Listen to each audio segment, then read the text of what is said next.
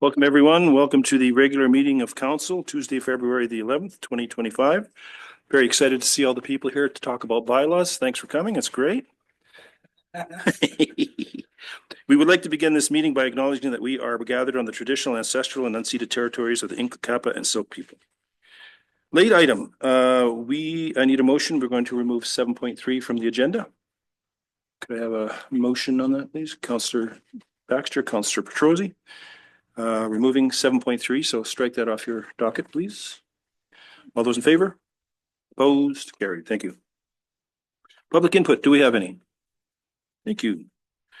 Adoption of minutes. Recommendation that the minutes of the regular council meeting held on January 28th, 2025 be adopted. Councillor Baxter, Councillor Etchart. Any errors or omissions? Councillor Charney. Excellent. All those in favor? Opposed? Carried. Thank you. General matters, no denegation, no officials, no bylaws. All right. Actually, two bylaws. Here we go. 7.1 Official Community Plan Amendment Bylaw 2383-2024 and Zoning Amendment Bylaw number 2384-2024. We have two recommendations, and I will read those. That council adopt Official Community Plan Amendment Bylaw number 2383-2024. And the second recommendation is that council adopt zoning amendment bylaw number 2384-2024.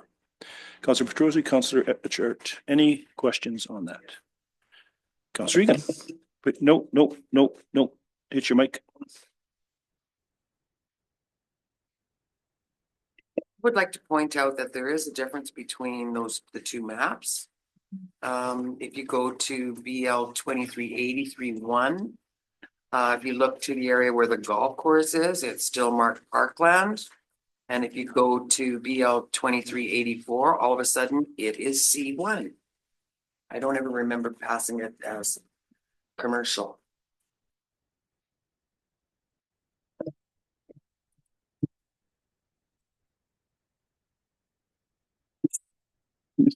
Oh, nice try, Pranesh. There you are. Very good try, though. Shouldn't have wore that merit jacket. Yeah, thanks for pointing this error out, Councillor Egan. Well,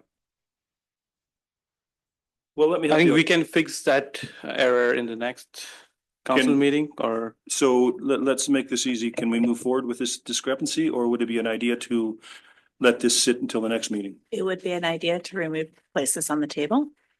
We can take it off of here. We'll bring it back. We can rescind third reading. Okay. Make the amendment a third reading. And then do adoption. Do third reading again and then adoption with the correct map. So we're just going to pull it out of here? So we can withdraw this item from the agenda. Okay. So I'll make the, thank you for catching that. And you're free now. Thank you. So thank you, Councillor Egan. Would you like to make the recommendation to delete that from the agenda? Seconder. Councillor Charney, all those in favor? And of course, that will be returned. Nice catch. Thank you. 7.2 subdivision what? 7.2 subdivision and development servicing bylaw number 2381-2024. Recommendation that the council adopt City of Merritt subdivision and development servicing bylaw number 2381-2024. Councillor Petrosi. Councillor Charney. Any questions on this one? All those in favor? Opposed? Carried. 7.3 is gone. Moving on to 7.4. City of Merritt Waterworks bylaw number 2392-2025. And we have a number of recommendations. I'll read the first one. A recommendation that council give first reading to the City of Merritt Waterworks bylaw number 2392-2025. Councillor Hogan. Councillor Petrosi. Questions? Councillor Hogan. Yep. So I have two observations. So when I read this bylaw, I feel like the bylaw lacks of well-defined appeal process. So for disputes regarding water charges, meter readings, or service disconnections, adding a structured appeal process with timelines could be beneficial. So I don't feel it's clear what is going to be the appeal process. And also, while reading other bylaws from other municipalities, they have implemented a grace period for disconnection. before the disconnection happens. Other municipalities have implemented, it can be 24 hours grace period or notice period, or it can be 2 days, depending on the needs of the community. Those are the two observations that I am bringing forward. Thank you. Any other observations? Understand what you mean. Like if somebody's fined, you mean? In regards to an appeal process? So every bylaw should have a way how the citizen is going to appeal a decision. So if there is a fee that they need to pay for, who is at fault? Is that the citizen? Is that the city? So how are they going supposed to proceed if that happens? So when I read the bylaw, it's not clear that there is a process in place. Okay, thanks. CEO? So generally for bylaws that are rates and fees, there isn't an appeal process because it's an approved fee. If it was perhaps a discussion about a development, there would be some appeal processes, but generally for fees and often for fines, there is not typically an appeal process because it's not judiciary. Mike, you need your mic on, please. Councillor, Ian? Just wondering, like, if the citizen doesn't feel that they're wrong, then they should have a right to appeal. Well, if you set fees in a bylaw, which you have, which your fees and charges bylaw, there is no right or wrong. You pay the fee that you've been allocated based on the I'm fees and talking about charges if they bylaw. get fined for something. If they get fined for something. At this point, there's no fines. We're going to be looking at a different fining system. So this is where we're going to the MTI and the bylaw notice enforcement bylaws, which will have some appeal processes. But ultimately, not every bylaw has an appeal process. It's just not a thing that happens in every single bylaw. CEO, I have a question for you. Did we not talk about forming a committee of citizens that would, with nobody on council, that would address fines or something? Did we not have that at the beginning? I thought we were talking about something like that. It was another committee and it never got off the ground. Am I confused or? It's not a committee that I recall. Okay. I don't recall that I conversation. thought we had a committee, or there was an opportunity to have a committee to have people's voices heard if they felt that they had been not properly treated. I thought that there was a committee we could form for that. No? No, Okay, thank you. I'm just curious because I thought we did, and I thought it could not have members of council on it. that's not something I recall Okay. or have seen Thank done you. elsewhere. I'm confused. Is that not something that review? I guess, I think what we'd have to do is probably have it might go to policy review, but I mean, the CAO is right. These are fees. You're paying these fees. Whether, you can't come and say, look, I'll give you, $4 in a chicken. It's not going to work that way. No barter system. No barter system. So, I think the thing is that you're paying these up front. Okay. But I'm saying, I would have no problem with that coming to policy to discuss, to see how we feel and then see what the provincial, we'd have to follow some provincial guidelines, but I think it should come to policy. Councillor, who's next? Councillor Charney. Under water conserving, under our water use, the very first one, number 60, the city is hereby authorized to suspend, regulate, or stop the supply of water to any of its customers. Okay, so if they're misusing sprinkling, so that could be right there an appeal process. That's not under fees and bylaws. That could be where someone says, I don't think that I have been abusing it. And so that could be an appeal process right there. So if a person is issued a notice or has their water shut off based on this bylaw, there's not necessarily a process for appeal because we see it happen. So you're saying that if it's not your day to water and you're watering and you get the notice saying, please don't water on your day that you're watering because it's not your day. And then we again see it again. And we go and shut off the water because we've given them the appropriate notices and the the policy is that everybody who's angry about water should come into council. Same thing with the water meters. Every single person who doesn't want to have a water meter will come to council. Not every bylaw has an appeal process because they are definitive. There's not necessarily a need to appeal everything, because what's happening then is you're opening the door for everybody to tell you they don't want something. You're the elected officials. You've made a decision based on being voted into the position. So there are bylaws in which we have to have appeal processes, and there are bylaws where it's not appropriate to have appeal processes. We can certainly bring you some more information about that at policy, so you have an understanding about that, but there's nothing in this bylaw that requires an appeal process. Councillor Richard. I was just wondering, like, I understand about the concern of fines and having an appeal process, but because we have a fee for shut off and to turn it on and whatnot, but if it's for an emergency, like a pipe breakage, are we still applying that? Like, I know that there's a fee if you're going away and having it turned on, but what if there's a breakage of a pipe and a leak? Are we still, Once a year. is that gonna be, are they still paying for that as well? If it's due to repair or? CEO. Everybody in the community gets one shut off and shut on a year. Okay. There was no differentiation about the reason or why or who, when. Everybody gets one shut off, shut on, shut off. Now, if it is more than once and it's because of an issue on your property, then it is your responsibility to pay for the services that we provide. If it's shut off because of something on our side of the property line, that's a different story. But if we're having to shut off your services because there's an issue in your private property, then yes, you are required to pay after you've used that one on, one on, one off, one on. Okay, so if there's a problem with the service line to the house because there's been a problem underground and they have to repair it, the first one will be free, and the turn on they'll pay for?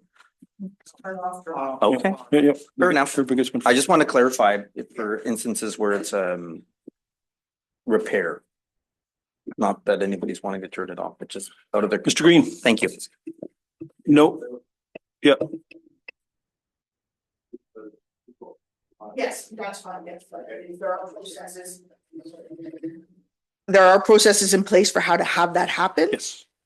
But again, if it's in your property, we can only provide you so much service. Councillor Hogan. So I just want to mention that I brought this up just as food for thought. So, and I just want to correct that this is a common practice. So it's not a requirement to have a appealing process in each bylaw, but again, it's a common practice amongst municipalities, at least in British Columbia that I checked. I don't know outside British Columbia. But again, so that was just some food for thought. So I feel like the citizens have to have a way how to proceed if they are not recognizing a word charge or a meter reading is not accurate now that we don't have water meters, things like that. Thank you. And we'll take this to policy and discuss it there.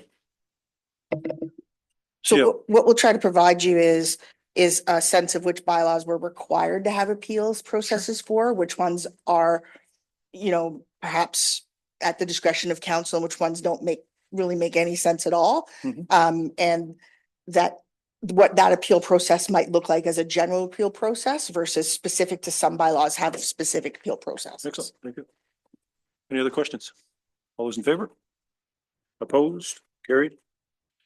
Recommendation that council give second reading to the City of Merritt Waterworks bylaw number 2392-2025. Councilor Petrosi, Councilor Egan, any other questions? All those in favor? Carried. Opposed? Recommendation that council give third reading to the City of Merritt Waterworks bylaw number 2392-2025. Councilor Etchart nods his head. Councilor Olgan, any other questions on that? All those in favor? Opposed? Carried. Thank you. 7.5, City of Merritt Sewer Bylaw 2393-2025. We have three recommendations. Recommendation that council give first reading to the City of Merritt Sewer Bylaw number 2393-2025. Councilor Etchart, Councilor Ogan, questions on this? All those in favor? Oh, sure. Let's go back. Let's go back in time. Question for the staff. Do we have houses that are connected to septic systems within the City of Merritt? CL? Yes, we do in fact. So there are some properties that are over the minimum amount, so the 2 hectares. As well as we have properties that are still inappropriately connected to septic that we're managing right now, trying to deal with that issue. Yeah. Thank you. So knowing that, in my opinion, I feel that there are no provision for properties, for a transition between when that property is right now connected to septic systems, at some point is going to connect to sewer connections if that happens in the future. So I don't see any transition in the bylaw. So that's one comment that I have. So again, when we go back to what Councillor Charney read about misuse or abuse, so I think it's like difficult to determine what's going to be a misuse or abuse in this bylaw. It's not providing any type of example of what is considered misuse or what is, within the right or wrong. And lastly, it is the bylaw does not address climate-related risks such as water flows due to extreme rainfall or flooding, measures to protect against sewer backfall. So that's all in, again, some information that I, after reading the bylaw a few times, so my concern that came up. Thank you. Seal. The first one, with regards to the septic system. So these septic systems that are still currently on private septic. Excuse me. That's we have that $2, turned- Melvina. That turned off, please.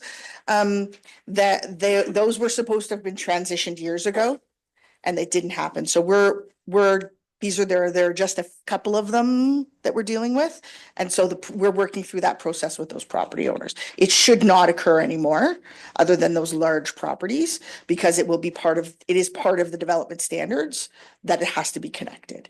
So as new properties come on or properties are subdivided or transitioned, this is going to have to happen. There's no option anymore, whereas there was previously in, say, Collettville for that to happen. Second one was abuse. Misuse, abuse. So we don't define it, and we could provide examples to the public. We don't want to provide specific examples in a bylaw because then it becomes too easy for people to say, but that's not what you talked about in the bylaw. And so abuse or misuse would be what we sometimes see is somebody will have a blockage in their pipe on their service, and in the investigation or purposefully, somebody might push that blockage down over the property line. And so they'll say, but it's on your side of the property line. But ultimately, unless there was proof of some sort of backup in the sewer, whatever was in that pipe between the main and the house has to have come from the house. So that's what we're talking about. We're not talking about, and then we went through this in policy committee, we're not talking about, your neighbor's tree that you have no control over. But we are talking about if we tell you that the tree is causing you a problem and you choose not to take the tree down and you continually have problems with your sewer or your water, there's very little that the city can do for you. You have to make that decision to do something right. So it's really about making sure people don't say, well, it's on your side of the property line. Well, yeah, but it's your tree on your property that's causing the problem, or it's the diaper that came from your house that's causing the problem, right? It's not something that the city put into your pipe. It's not something that just flowed in there, right? It's something that came from your house and you put something down the toilet that shouldn't have gone down the toilet. And so that's the misuse or abuse of the system. Okay. And if we put too many examples in, it will actually limit what we can enforce. So we want to be cautious about putting examples in. The third one Was about climate-related risks. that is an excellent question, and we will consider that for the next iteration of this bylaw, because that is a great question. And I think it's something we have to consider in all our bylaws. so, and one more thing, I just feel like this bylaw, it's penalty focused instead of incentive based. So I just feel like there should be a way that we can encourage people instead of slapping their hands. Like I that's how the feeling that I got when I read this bylaw. Yeah, thank you. Exciting sewer talk. Exciting sewer talk. Lovely. Exciting. Anyone, are there any other questions? Let's try that. All in favor? Opposed? Recommendation 2, that council gives second reading to the City of Merritt Sewer Bylaw number 2393-2025. Counselor Petrosi? Counselor Baxter? All those, any questions? Any questions? Well, you raised your eyebrow. So. Any questions? All those in favor? Opposed? Carried. Recommendation that council give third reading to the City of Merritt Sewer Bylaw number 2393-2025. Counselor Etchart, Counselor Charney. Any questions on that one? All those in favor? Opposed? Carried. Thank you. We're going on to 7.6 and this exciting track. Fees and charges bylaw amendment bylaw number 2394-2025. Recommendation that council give first reading to the City of Merritt fees and charges bylaw amending bylaw number 2394-2025. Counselor Ogan, Counselor Baxter, any questions on this that we haven't already gone over? All those in favor? Opposed? Carried. Recommendation that council gives second reading to the City of Merritt fees and charges bylaw amending bylaw number 2394-2025. Counselor Petrosi. Counselor Petrosi. Counselor Ogan. Any questions? All those in favor? Opposed? Carried. Recommendation that council give third reading to the City of Merritt fees and charges bylaw amending bylaw number 2394-2025. Counselor Etchart. Counselor Charney. Any questions? All those in favor? Opposed? Carried. On to new business. I think this is what everybody's here for. 8.1, 2025 grant and aid application review. I probably will not read the recommendation till after we go through it, and then I'll read the recommendation. CEO. I'm just waiting to do my preamble if you're ready, sir. You're off. Okay. So grant needs, you'll see that you have over $50,000 in requests for a $25,000 budget, plus a number of in-kind requests. In-kind requests can be taken as a value of cash because they reduce the amount of revenue that we generate. So one of the ways that this has happened in the past is that the in-kind requests have come out of your budget to cover the cost of lost revenue in the other department.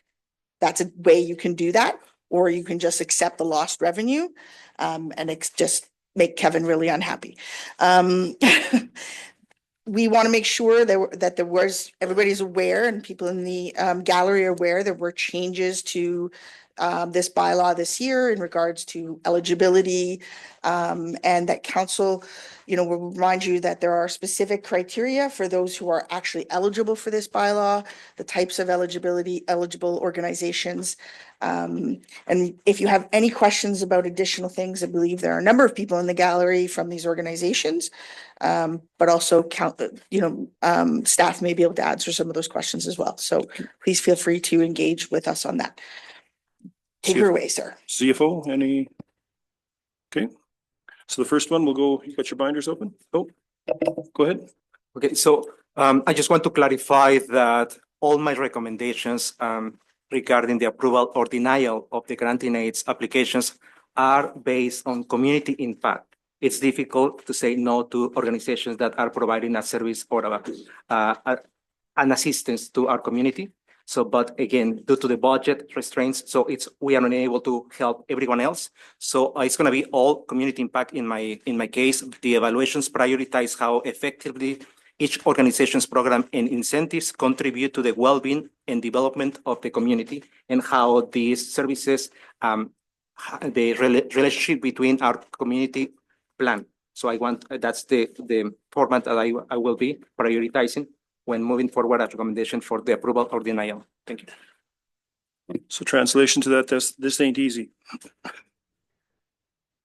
Okay, first up, ICS, Interior Community Services. Contact Giselle, and you will see that this is, and is Susan in the crowd? I may have to actually ask you a question on this, Susan. This is for Chilean Coats Annual Clothing Drive operated by Interior Community Services. The event aims to bring the community together through warm clothes and a hot meal. Now, my reading of this, Susan, is the fact that you're looking for the coverage of the Spirit Square. Is that what we're talking about, or is there more to it than this? And I'll have to get you to come to the mic and press the button. You sure do, so we can hear you. There we go. No, that was a conversation that we had about the cost that we've incurred in the past 2 years regarding the cost of using Spirit Square, even though we predominantly use everything of our own and we're just stood on it. But as a non-profit and being charged $100 to actually bring our own tables and chairs and everything else. The grant and aid was to help provide us with some funds to purchase the warm winter clothing and to cover the cost of the making the chili and extra things, and to also go towards program development for our participants at Interior Community Services Okay. for activities. So under the new terms and agreement that we have with this, you're only allowed to have one request. Okay. So If you it's are the looking, wa- if you're looking for an in-kind for the Spirit Square, that's your request. Okay, If you're looking for money for other things, that's the second request. So you need to decide which one is more interesting for you. it was put in, the purpose of putting in the grant and aid was to help us purchase the clothing and things for Chili and Thank you. Coke's Thank you. event. So we have 1,500, I see. 14. Oh, sorry, my mistake. Council. Council Attorney. Could you tell me, you have no details of how you're going to be raising the rest of this? How else you're going to be raising money? Because I see that this is 75% of the budget that you would like city Yeah. to provide. So we've also applied to Walmart, who do 5 community grants. And they provide 5 $1,000 grants to community organisations in town. We've then also applied to United Way for their Good Neighbour one. And you haven't heard from either one? No, Walmart is March, they told us, and United Way, the application's just gone in. And how much is United Way? We asked for 500. So that's 1,500 altogether. Yeah. Anything else? Councilor Attorney? Uh, Councilor, oh, go ahead. I just have a housekeeping thing here. It says here maximum of 7,500 per organization. I think we kind of changed that before. That should not be there. Yeah, it should not be there. Yes, and all of them should not be there. Councilor Egan. Yeah, I also see that your organization works in collaboration with BC Housing. We do. And Yes. can you get any funds through BC Housing? No, not for this type of event. But This it's is a, generally their participant or their, no, not all of the participants. There's only probably out of the 26 participants that we support, probably 2 who live in BC Housing. The rest are all community members, long-standing community members of Merit who attend our programs. Yeah. BC Housing doesn't give us money towards as a Councilor, non-profit. Yeah, so the organization provides programs in youth services, child and family support, community living, housing, and food security. So since the organization has not received permissive tax exemption or any support in 2023 and 2024, I am in the position to recommend the $1,400. anybody opposed to the 1,400? Councilor Baxter. I think $1,400, us covering 75% is a little high due to budgetary restraints, and there's a lot of organizations that could use the funds. The most I would want to put towards it is $500. Councilor Egan. I was thinking 50%. Yeah, 700. Councilor Petrosi. Same here, 50%, 700. Councilor Etchart. I'm with Manuel on this one, or Councillor Olgian on this one with the 1,400, because they didn't ask for tax exemption, and ICS supports all diverse groups in the community. It's not just one group, it's many. They have programs for many different citizens and different abilities, no, I'm with him on the 1,400. Can I just say that I understand that there's lots of organizations are requiring money. The cost of winter clothing is extortionate, and to buy a snowsuit for a child is nearly $60. And when we're trying to cover a wide variety of people in the community, from babies, toddlers, up to adults, these aren't cheap clothing, and that was why we purposely asked for the 1,400, because it's a warm snowsuit or a warm winter jacket with gloves and socks. We make up packages. It's pretty expensive. CO?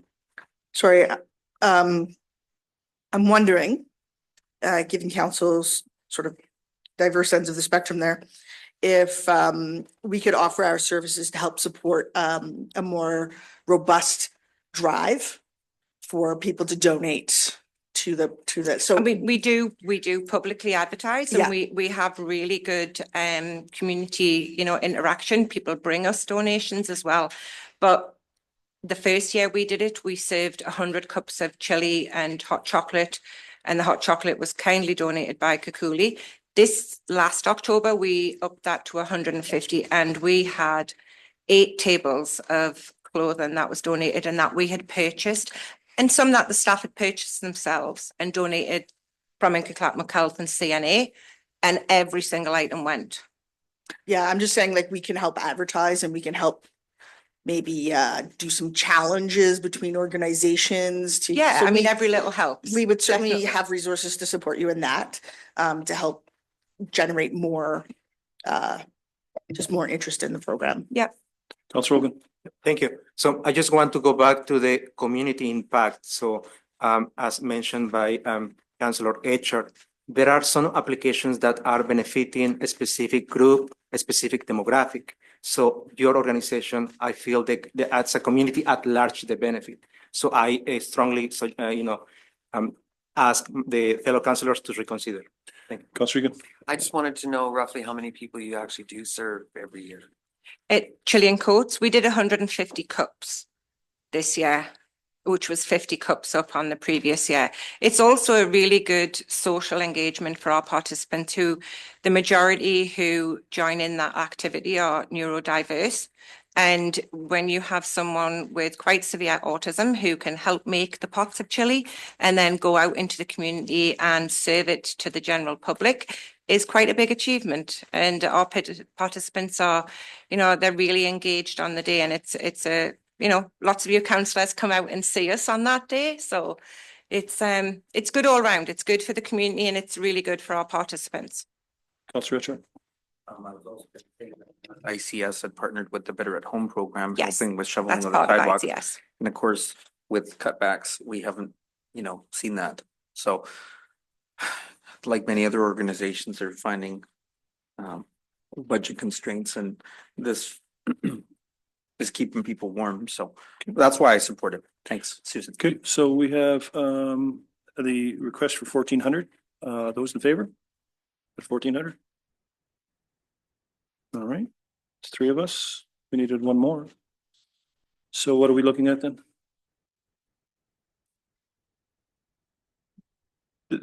So Particularly, you just defeated it, so perhaps we'd like to do a friendly amendment or something. okay, friendly amendment. Let's do it that way. We didn't defeat it. Friendly amendment. So we're not at 14, so what do we want to do here? But let's remember that this is a group that is helping those who don't have a lot. I'll change mine to 1,000. I'll go to 1,000. Councillor Rogan? I'm still going to stay with 1,400. So 1,000 it is. Thank you. Thank you very much. Thank you. Yes, So. no, I know that. Yep, we've been here before. Yep, no, that's why I won't read the recommendation till the end. Tumbleweed Play School, Tumbleweed Play School Society. They have received an exemption in 2023. They are looking for $1,000. This looks like for snacks and essential nutrients, create a classroom environment. They are more focused, engaged, and ready to learn. Couple questions. Do we have anyone here from Tumbleweed? That's bad. In the past, I'll be honest with you, if you did not show up for grant and aid and you had a grant and aid and you weren't here, you'd have got nothing. That's the way it works. So unfortunately, I wish we had somebody here from the Tumbleweed Play School, because I am under the idea that this is a poor profit, because I know what some people pay for their kids to be in this thing. So I'm not sure where we go with this, or am I confused? Point out. Well, hold on, Counselor Baxter. My kids have gone to Tumbleweed and they do fundraise like crazy, trying to make sure the programs are affordable for all families. I'm willing to do $750. Now, my question to you, you paid to have your kids there? I'm just And then saying. I fundraised like crazy so that our Okay. fees weren't crazy. Okay, Counselor Egan? Yeah, I just want to point out here, if you look at their financials, from on the far right, July 23rd to June 30th, 24. In the last 2 years, Tumbleweed has always done a fundraiser at the Grand. And they always have done very, very well, you know, over $2,000.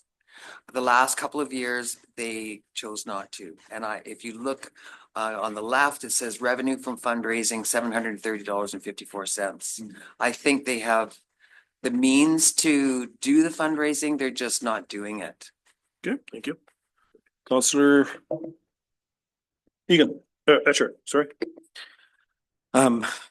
I think that sometimes trying to get all the volunteers to do some of the fundraising activities can be a bit of a challenge.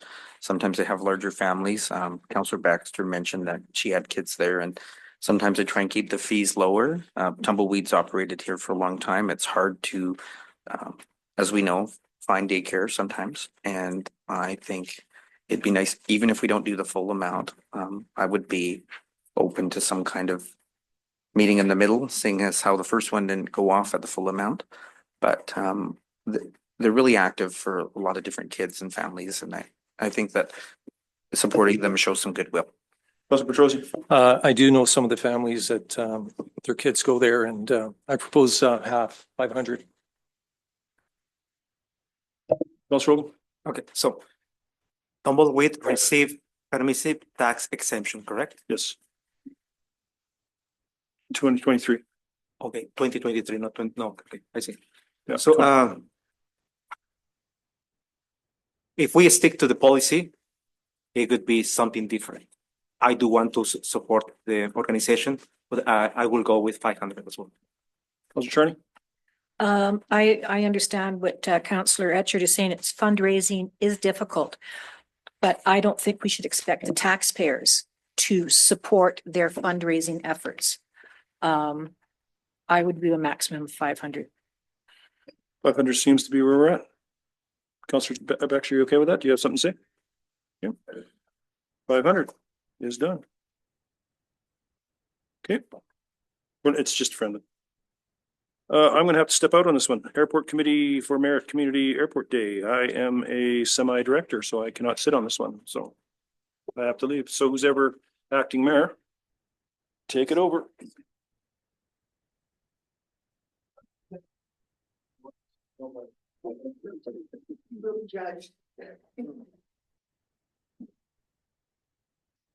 Well, this is a different point of view. Okay, Airport Committee for Merritt Community Airport Day. Open for discussion. Are there anybody here from the Merritt Airport Committee? Would you mind coming up?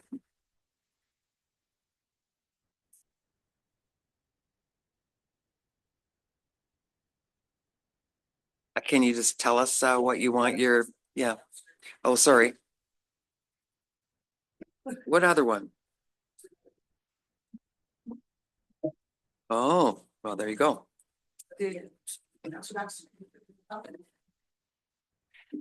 Okay, Okay, this will be the third year, I believe, for the airport day.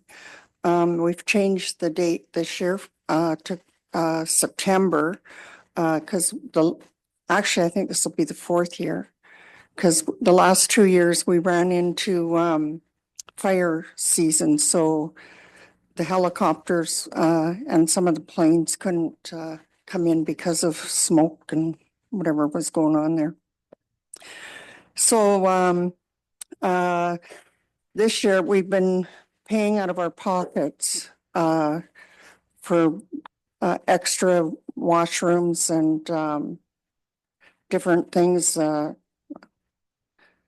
mainly the washrooms and supporting some of the vendors that come in because of in the last couple of years anyhow, because there hasn't been really enough people. We'd like to up the, I guess I don't know what the right word is, but make it a little more inviting for people to come, and especially for families, and the helicopter rides are huge. We don't get any money out of that because they give us such a deal on them. So just to have some extra money to do the things that we need to do to make it a bigger event.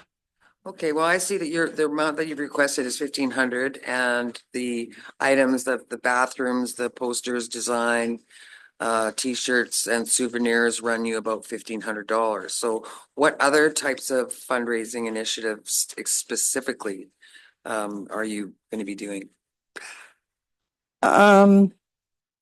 We haven't really got that far yet. Okay, well, it did say somewhere that you were going to be doing some more, so. Yes, and we've had a couple of meetings canceled because a couple of the directors had like the mayor had other things to do, and we were missing a couple of people. So we do have another meeting coming up, I think tomorrow, Wednesday. Anybody have anything they'd like to say or ask? Okay, go ahead. What button? This one? I guess I'm on. I have a concern in that, you have no fundraising. It says no fundraising initiatives for this event. And I also have a concern that, the bathrooms are, I don't have a problem with bathrooms, but posters and design, $500. T-shirts and souvenirs come to $500. Well, you're going to be selling those. Yes. So then that means you're expecting the city to give you money and you're going to buy those and then sell them. So you'd be making money off of the city. But that money would be going back into the next year's event, and then we wouldn't need to we've been running this with no money, period. Mm-hmm. Yeah, I just have it's 100% of your money requested with no fundraising. I don't think I could approve Well, that. the fundraising is the T-shirts and whatnot, hopefully, like for But if you don't get starters. money from us, you can't get the T-shirts. Pardon? If you don't get money from us, you can't buy the T-shirts. No. Councillor Baxter.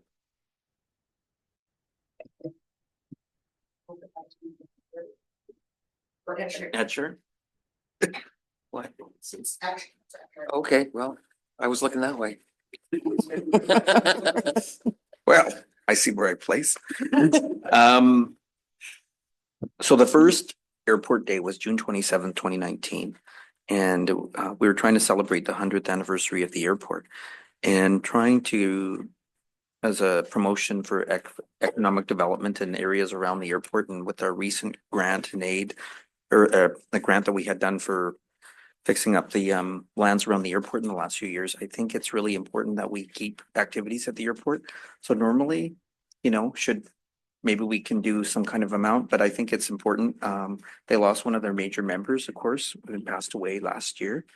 And I think that it draws in a lot of people, a lot of residents outside the community. I understand Councillor Charney's point, maybe that, that's a lot of money and maybe there's not some fundraising, but sometimes it's nice to keep these regular events in for the tourism. It draws people in. The helicopter rides are fun for the kids and families. I went last year. I've actually been every year. I think it's really important to promote the airport other than just for wildfire fighting, and to really encourage people to come and visit the airport and just make it an event. And we do have in the future trying to promote businesses around the airport. So we really want to showcase our airport. So a little bit of involvement will, bring people in, and then people are here for that. Maybe they're staying over. Well, hopefully that's the hope. I would support it, maybe not at the full limit, but could we consider something? I think it's been here 4 years and it would be nice to keep it going. So I'm in support of it and I appreciate what you guys are doing, Melvina. Thank you very much. So that's my first comment, is thank you for organizing that. Thank you.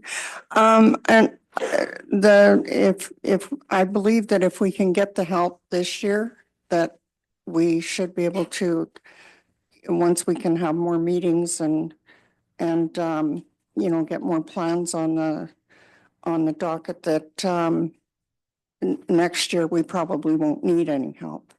But it's just getting off the ground and getting a little bit more, going on than what we've been able to do in the last couple of years. Okay, Councillor Baxter. I can see supporting you, but not 100%. That's a lot on the taxpayers of merit, especially when you can go after grants, like basic grants. There's got to be something that covers community events or. There you can was no fund- grants for that you can do particular some one this year. fundraising Like bottle drives, or you can do things that you could get the community involved in. I can't see us, because not everyone goes to these type of events from the city, and to put it all onto the taxpayers could be seen as not favorable. I could see supporting you by $500. The thing is that this is a city event. This is not a TNV event. It is a city event. That is not. Says Merit Airport Day. Yeah, but it does not say City of Merit Airport Day. Okay, go ahead. So this is. I don't know. Interesting discussion because supporting by providing the liability insurance for this event. That's why it's considered a city event. It is not organized by city staff. It is organized by this group of people. We do provide the liability insurance. So that is our contribution at this time to this event. But the other thing is that it was originally started by the city. It was started by Will George, actually. And then he left. So Jeff and Ray Robinson stepped up to the plate. They asked Greg and I to participate. They asked the mayor to participate. So it's just a group of us keeping it going as to what it started out to be. I mean, if you want to cancel it, fine by me. Can I ask, how much is it costing the City of Merit to provide the liability insurance?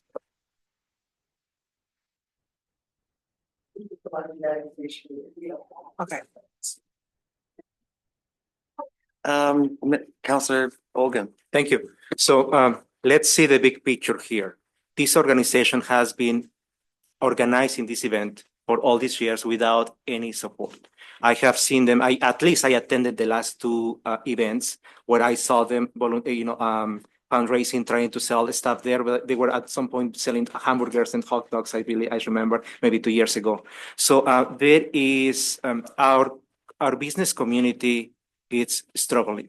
So events like this have sometimes even if it's an indirect impact in the local economy.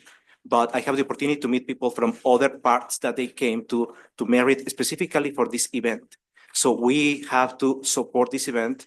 I think that the benefit is not only for a specific group of people, but also for the whole business community. So again, what amount, I don't know. I'm still figuring that out, but the support should be there. Thank you. Councillor Baxter. I can't see the City of Merit, we're paying for the insurance. I can't see us supporting it 100% because it is run by TMB. No, it's But- not. No, it's not. It's the airport here. The airport group, okay, so the airport group, so it's run by the airport group, but we're paying the liability insurance. I can see us supporting you by 50% at $750.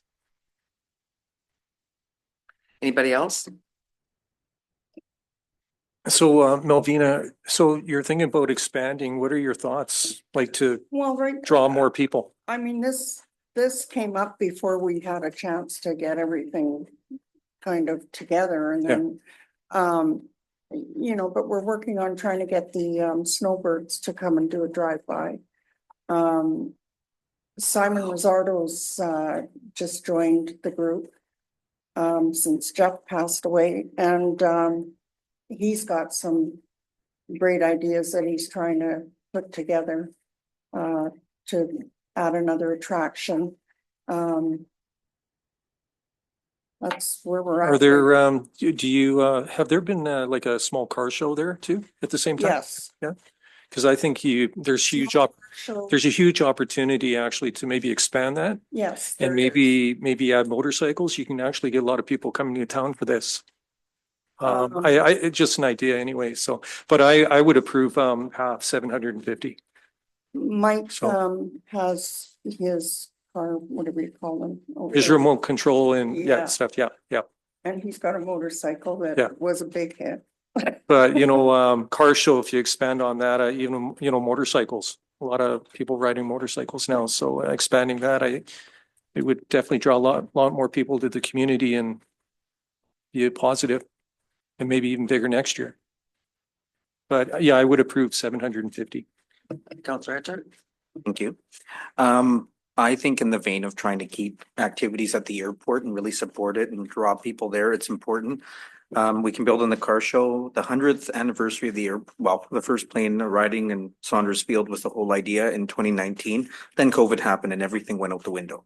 So for this small opportunity of being able to invest, we can really promote the airport other than just for wildfire. And last year there was a couple of food trucks up there and there were some of the car show members that would be local, but it can grow, but this will just give them an opportunity to be regular, a regular annual event, maybe even if it is moved to September or whenever. And Well, I think moving it to September, we'll have a better luck with the cars, because in the summertime, there's lots of car shows, so we were limited, especially last year, for cars. I think they were traveling around the province, so September's getting a little closer to the end of the season, so I think they'll have more luck with the cars this year. yeah, Okay, well, Thanks. thank you. thanks, Mo. Anything Can I- else to say? Yes, go ahead. I just want to confirm, so the bylaw requires that you demonstrate other fundraising expectations, and although it does not say in here what those are, and that can be kind of troublesome for council in that you don't want to be the sole funder of something, but I think that the proponent has indicated that it's sort of been paid for out of pocket or piecemeal as best they can. So there's no formal fundraising plan in here, and we could work with them to present a formal fundraising plan moving forward. But beyond the t-shirts, right? Because you don't know if they're going to sell the day of, but like fundraising in advance of the event. So we can certainly work with them on that to make sure that they are meeting that requirement under the bylaw.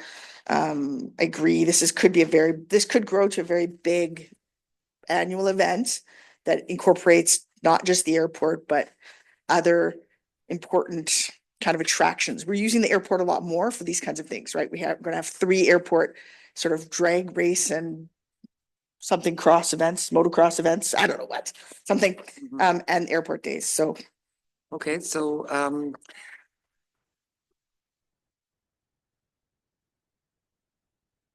no, you're still, I there you pressed go, my- there you go, there you go. Simon is working with a guy that does, I forget what his name is, but if I knew the name, everybody would know who he is. He does stunts with a motorcycle on a, Like an Evel Knievel. yeah, thing, kind of thing. The thing is I that, said like, the guy when we checked on him last year, he was $8,000. yeah. So Simon is talking to him and trying to make deals with him in other things that guys do, I don't know. So hopefully, and he just told me last week that he's not 100% sure, but he's Working on it still. working on it. Okay, good. Any other comments? Does anybody want to make a more? You have a comment? Go for it, Mrs. Attorney. Does anybody know if Jenny Prowell's son is still in the Air Force? Because he has come and zipped Merritt in his jet. Okay, because that would be a perfect attraction right there if we know that a local born kid is a Air Force pilot and he is going to zip through Merritt at such and such a time.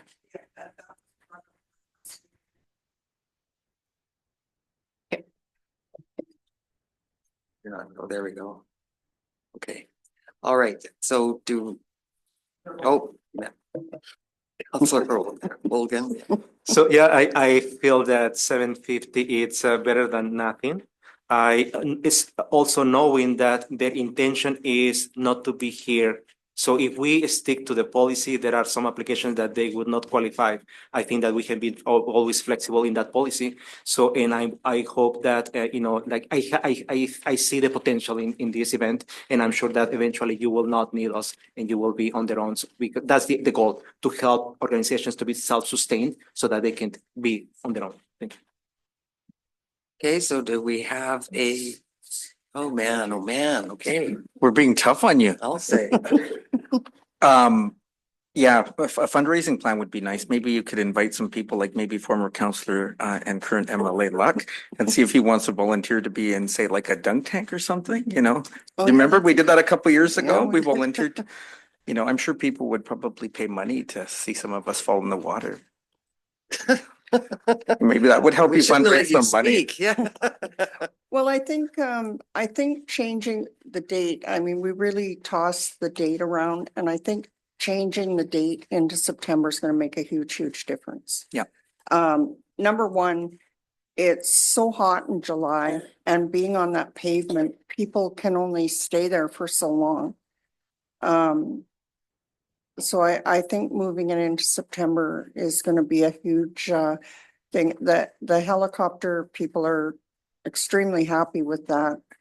The one year we had to have 2 helicopters, there was so many people, and last year it was a downfall that there was no helicopter rides because the helicopters were busy, Mhm.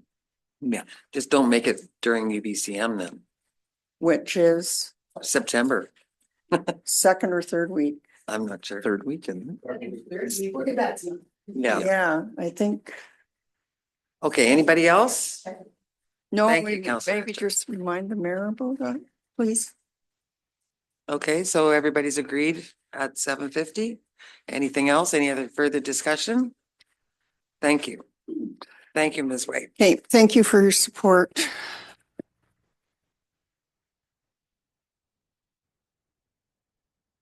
We can have the mayor come back now.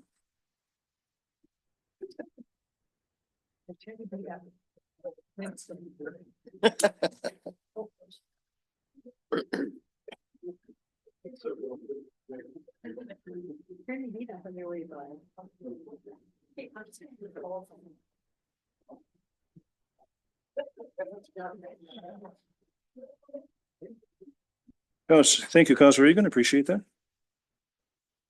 Anytime. Okay, well. Okay, on to the next one. Special Olympics, British Columbia. Merit, non-for-profits.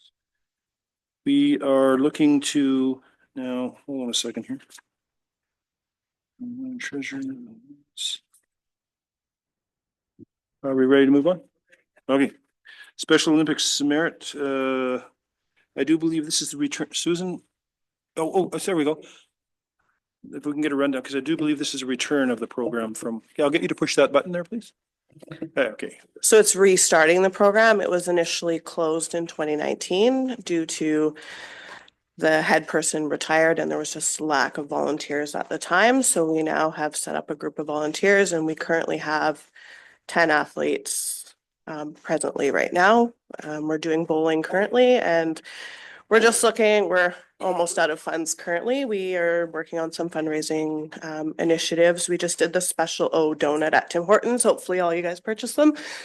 The participants went and helped decorate the donuts and some of those proceeds will come back to the Merit Local, but we don't know what or when yet. And we've got a Bottle Depot ongoing fundraiser and we've got a few other things planned coming up in the works, but we're just kind of hitting the ground running right now. Thank you. Councilor Baxter. I know some of the people that are in the bowling after schools and they love it. I'm willing to do the full amount. Thank you. Anyone else? Anybody opposed to the full amount or anything else? Good, we'll move on the full amount. How fast was that? I didn't have to stand out there for, I didn't have to stand out there for 15 minutes. That was great. On to the next. Feral's Forever Loved Society. This is to deal with feral cats. It's a non-for-profit. Again, I do believe this is helping with spaying, neutering. There she is. I'll get you to push the button. And you're off. Hi, I'm a little nervous. Don't be. I've been rescuing cats since June, and I've saved 141 so far. So I've cleared 25 locations in Merritt, and it's a lot of work. So I'm working out of my house. I have 7 kennels set up, and they go fairly quickly. I'm also working with OHS, which is Okanagan Humane Society, as well as the BCSPCA in Kamloops. It costs me roughly $288 to spay a female at the vet's office. I'm also working with the vets as well. And it costs me $107 to neuter a male. And yeah, so I'm working with the vets, and they've written me a really nice recommendation letter. I'm working with Dr. Roy as well as Dr. Molnar, all of them really. And yeah, any help that you guys could give me would be muchly appreciated. So question for you. Once an animal has been spayed, a wild cat, what's the life expectancy? I believe it's quite short. Yes, life expectancy is about 2 years. After they've been spayed? After they've been spayed. But a female can populate when they have 4 litters a year, which can have 5 to 6 babies each litter, right? So that population just explodes like rabbits. So that's why it's like super important to get it fixed now. I've recently just cleared Trees Trailer Park. They had 20 plus cats. We took 7 females out of that property. That would have exploded to 90 cats more probably and it's breeding season, right? So it's like it's coming up, like it's going to be an explosion of kittens. I have lists of people whose properties I have to go to yet, and clear, like Eldorado Trailer Park. I still have to go to a lot of different properties to clear. So yeah. So 1 + 1 = 10? Pretty much. Pretty much. Yeah. You are nonprofit registered? I'm registered. I don't know if I've been approved yet. Okay. I'm in the process. Councillor Charney? Do you ever work with the SPCA on having these cats neutered and spayed? Yes, I do. It all depends on their availability and their space, right? So I've been working with the BCSPCA as well as Okanagan Humane Society. They have a really good TNR program there, which they do. I have records of this is the BCSPCA and the Okanagan Humane Society. So I have been working through them as well. I've also been asking, so like when I get kittens, I ask for how I've been able to fund this through the vet's office is I've been asking people for $100 adoption fee, and that goes right to the vet's office. I have an account there under the Kittens with Mittens account, so it goes right into it. And then that way I can just bring a cat in and get it spayed and neutered. If it's feral, it gets re-released to the property that it came from. And if it's not, then it can be adopted out. So okay. Is there a crossover between Angel's Pet Rescue and your organization? there's a little bit of I don't get along with Angels is completely different than Nicola Valley Animal Rescue. I don't get along with Nicola Valley Animal Rescue. There's a lot of water under the bridge there. So I kind of just started up myself because I originally when I moved into my place, there were 16 cats there, and there was a colony. So I had reached out to them for help, and there was no help that availed there. So I ended up doing it myself. So now on my property, everyone's spayed, neutered, etc. there. So And at the trailer courts, you said you went to El Dorado. Do they not? not yet. No, I have. Sorry, to interrupt. I haven't gone there yet. You have been to some trailer courts, so Trees Trailer Park, yeah. do they contribute money? No. I go there and I trap. They help me by providing the property to trap. I bring the traps. I go out and I trap and I bring them to my place. I have kennels set up for accommodations while I'm waiting to bring them either to the vet's office, because it's all about, again, space, right? So what I bring them to the vet's office or OHS or the BCSPC. It all depends. I'm working with all of them just based on availability. Okay. Councillor Egan. Yeah, thank you. Also, is Nicola Valley Animal Shelter or Animal Rescue, is that Angie? Yes. Okay. Yeah, okay, so I understand that. I also wanted to know if the vet is giving you a discount. 20% discount, yeah. Just 20%, okay. Thanks. Councillor Baxter. So this money you're asking for, you want it given straight to the vet, right? That would be great. Yeah, under the kittens with mittens, So you don't even want the money coming straight to you, it's straight to No. the vet. it's straight to the vet. Yeah. Councillor Rogan.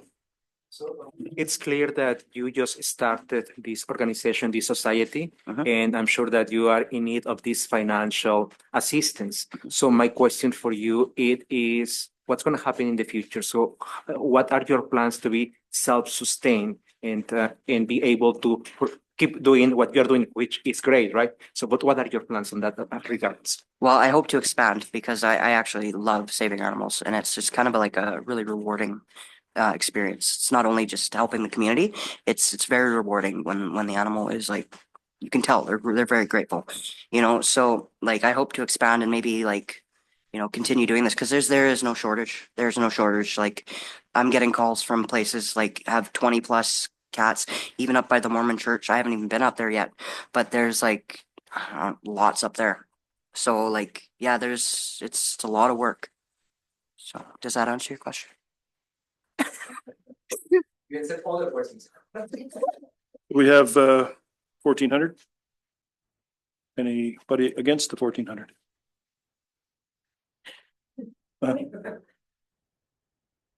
I love cats. I got 2 cats myself, but I just have, you know, we've only given full amount to one group. And I would have a hard time. I would bring this down to 1,000 and go right to the vet. I'm fine with that. Okay. 1,000 it is? Thank you. Thank you.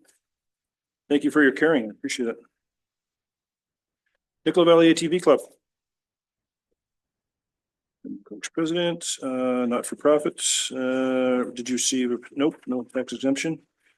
So it's there before you. This looks like a group that, yep, come on up, please. And the mic's already live for you, so just go right ahead. Okay. I should take some pressure off of you. You're being asked for lots of money tonight, and I should withdraw a request for cash. We still are looking for use of the park to do the actual event. Part of the program was to invite the public to come out and see the activities, and we were going to provide them with like a hot dog lunch. So we'll just work a little harder to come up with that cash. If at the end of the day you have a couple of $100 left, that would be great, but I don't think you will. So we'll, if you don't mind, we'll revise our application to just use of land. In kind. And which park does that get used? That We were thinking of doing it in where the car show is in the Circle Park.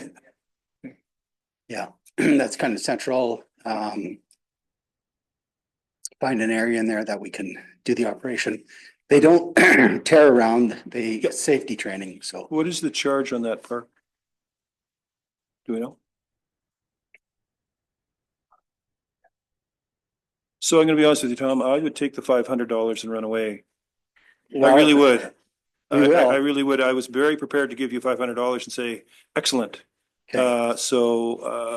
This brings things, you know, $500 is very doable. We do have, oh, hold on a second. Well, even if it is, it's still $500. Anyways, let's hit that button here, see who's up first here. Oh, Councillor Charney, you're up first. Oh, you're off. Councillor Egan, you're up. Oh, see, there's another one. Oh, well, see, now you gotta wait. Councillor Baxter. Have you ever thought of the Merritt Airport Society doing it at the same time as they did? So that you can showcase your ATVs while they're doing at the same event? That way you guys can, At an air show? yeah. We haven't thought of that. Well, it's actually not an air show because we had some people up there with snowmobiles last year. Okay. Showing off snowmobiles, so Yeah. that might be a good fit. Gee whiz, It's, look and at it's, you.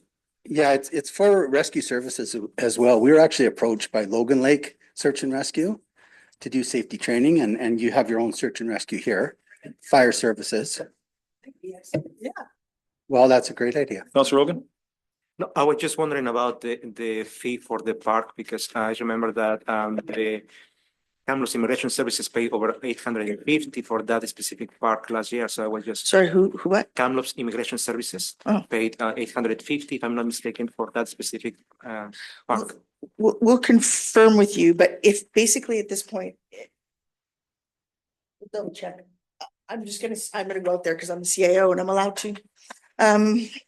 ultimately, if you're not asking for sole use of the facility, or you're not asking for like the band shell or the a ball diamond or the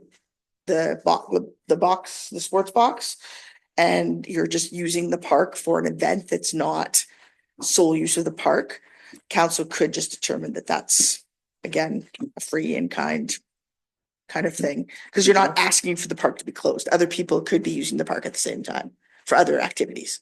Right.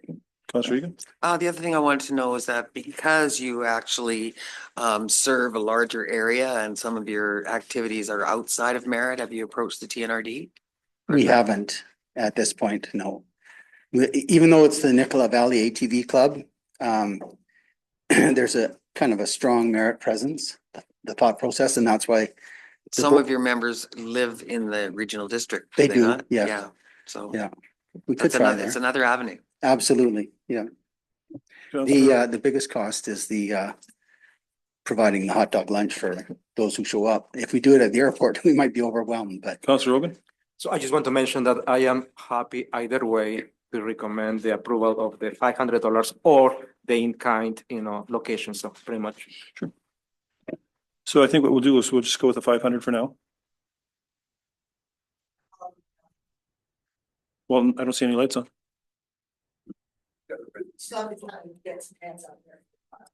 Well, anybody opposed to the 500?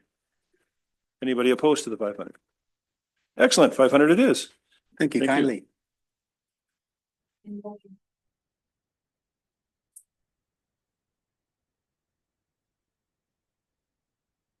Nicola Valley Community Band. Always a staple.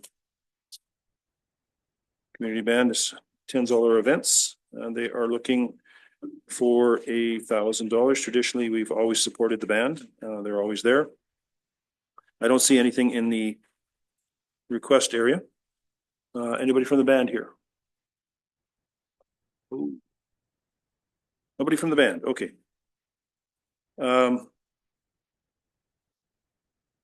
Council, what do we want to do? Traditionally, we've always given them $1,000. So I'm more than happy to give them the 1,000. Is anybody opposed to the 1,000? And we will move on with 1,000. Thank you.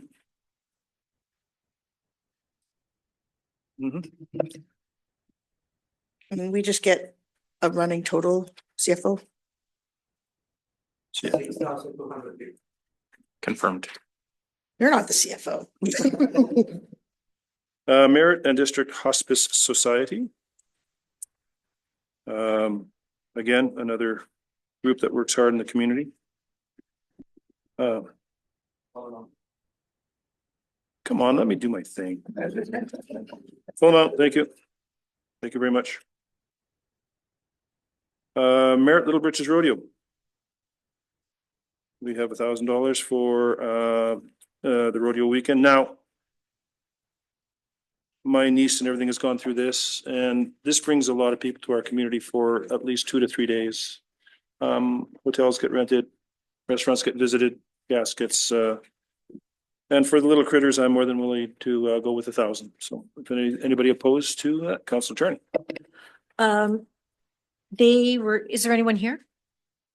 Okay, an email was sent to them with regards to applying to TNRD. We don't know, because no one is here, if they did approach TNRD, if they got any funding from them. A lot of these people that are in the rodeo live in the TNRD region. And so I get that, but the event's held within. yes, I understand that. I understand that. But there no financials are provided. So I don't have a clue as to how any of the money is being spent, how much money is coming in. I don't have any idea of where they are financially. Okay. So I cannot support the full amount. Okay. I would go down to 500. Councilor Baxter. I'll support Mrs. Charney with the 500. There was no other information other than this, and they have a program budget of 14,000 and they're only getting 1,000 from us. Where are they getting the rest of the money? Push that button, Councilor Petrosi. I know you want it. Yeah, I'm in support of 500 also. Thank you. Councilor Richard. I think we should do more than 500 for one reason. Before Merit had all the events that you hear about now, the activities that we have, it was traditionally ranch and farm and different things. And I just really think that it's kind of the younger crew that's there. And then the families typically are larger ranching families that support this. And they come here, they stay in the community, they support the rodeo, different things like they do a lot of fundraising best that they can. And typically, if they have kids in the Little Britches Rodeo, they probably have older kids in other activities, or they're supporting our community in many ways. So I have no problems with going for the full 1,000 because they have a budget of 14 and they're doing a lot of alternate funding.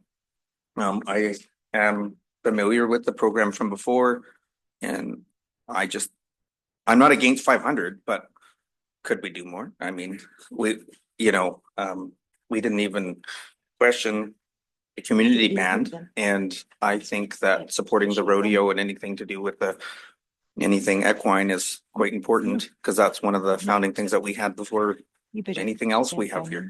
Attorney? I still say 500 because you're asking for money, but you're not here defending how much you want. So if you really want money from the city, then you should be here. And so that's the stand I take. And I know there's a lot of people in the rodeo, but I'm saying if you want financial aid from the city, then you should come here and represent your group, not just sit back and expect us to give you money. Thank you. Councillor Hogan. Thank you. So see how difficult it is to make decisions. I'm glad to see new applications that were submitted. I have concerns when I see an application that have received a financial support 2023 and 2024. So the policy says that we do not provide ongoing support. So I want to see that these organizations at some point become self-sustained. At the same time, I want to understand the impact that these events have in the community.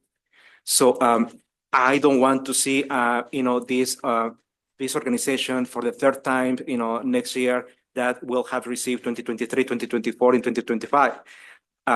I would like to go with 750, knowing that the impact that it has in the community and encouraging them to be self-sufficient, because I would not be in a position to recommend that amount next year. Thank you. So what we've done in the past on councils that I sat on, we on the third year sent a letter saying, this is your last year. You need to find some funding because other groups need to come in to that. So I am on the same page as you are. I'll support the 750, but I think they would need to receive a letter saying this is the last year for this. Councillor Egan? I agree, 750. 750?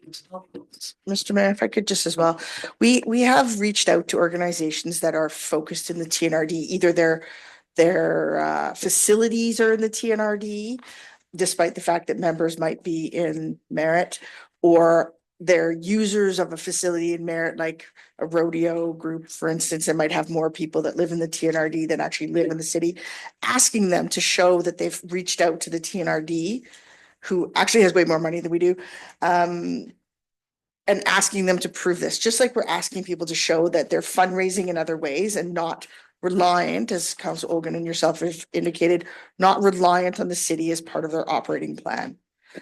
So we will continue to do that, to ask people for that information. And I think that we'll draft something for your approval, Mr. Mayor, to say that, you only get however many years, maybe we'll bring it to policy to decide what that number of years is. Councillor Egan? Sorry. So 750 is where we're going to land? 750 for Little Britches. Merit Snowmobile Club. Here we are. Anyone from the Snowmobile Club? Ooh. So I know for a fact that there is the same request into the TNRD, because I sit on the TNRD. So this is basically for equipment that's going to be out in the actual TNRD. This will not be within the city limits. We have been very generous to this point. If you look at the past, 7,500, 2,000. So within 2 years, almost 10,000. So I'm going to probably say this needs to go to TNRD. And that's my deal. Counselor Baxter. They're asking for 85% of their budget from the city of Merritt when it will not be located anywhere in the city of Merritt. It's too expensive, $5,764.73 they're asking for. I would not, the most I would ever give is $500. Next, Counselor Charney. I agree with the mayor. I think it should go back to TNRD. This is a facility that is not run within the town. I know citizens of the town go out, but it's not within city limits. And we have supported them very generously in the past. So I think that they should approach the TNRD for their fundraising. Counselor Egan. Yeah, I tend to agree. However, I do want to point out that the current cameras that they have right now don't have the the upgraded batteries, so they can't see early in the morning what the trails are like, what the weather's like. And I think these are absolutely necessary cameras for safety for these people. So I would really like to know if the TNRD is going to fund this, because Well, I you think won't. they really need it. I mean, it's up to the TNRD, you know what I Yeah. mean? It's before them as well, so. Yeah. And that's the chance you will take, right? So. I understand that, Counselor yeah. Ritter. The snowmobile club's really popular, and then there's a lot of people that live in Merritt that support it. And I do see the point of this is a building that's not within the city, and we've supported this heavily in the last 2 years. So this is probably where I would say it would be nice to give them something. And where Councillor Baxter said the 500, I think it would be a gesture of goodwill. It's less than what they're asking for, but also we're still supporting them just a lot less than they're asking for because we have very limited funds. Even if the TNRD gives something, at least it's a goodwill. We've given more in the past when we had a larger budget, and I think then it's still trying to spread the funds to everybody, and that still our citizens that are using it will appreciate that we're at least trying to share something. Counselor Hogan. I will support the 500. 500 in a letter. So we'll go 500 in a letter. Nickel Valley Fall Fair.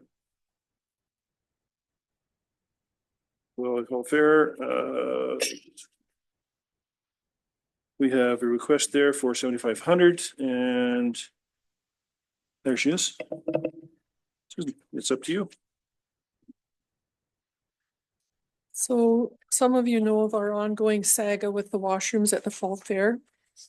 We've been there 40 years and we're still using outhouses. We're trying to get something a little more modern. We've purchased 3 Britco trailers and of course they don't meet building code.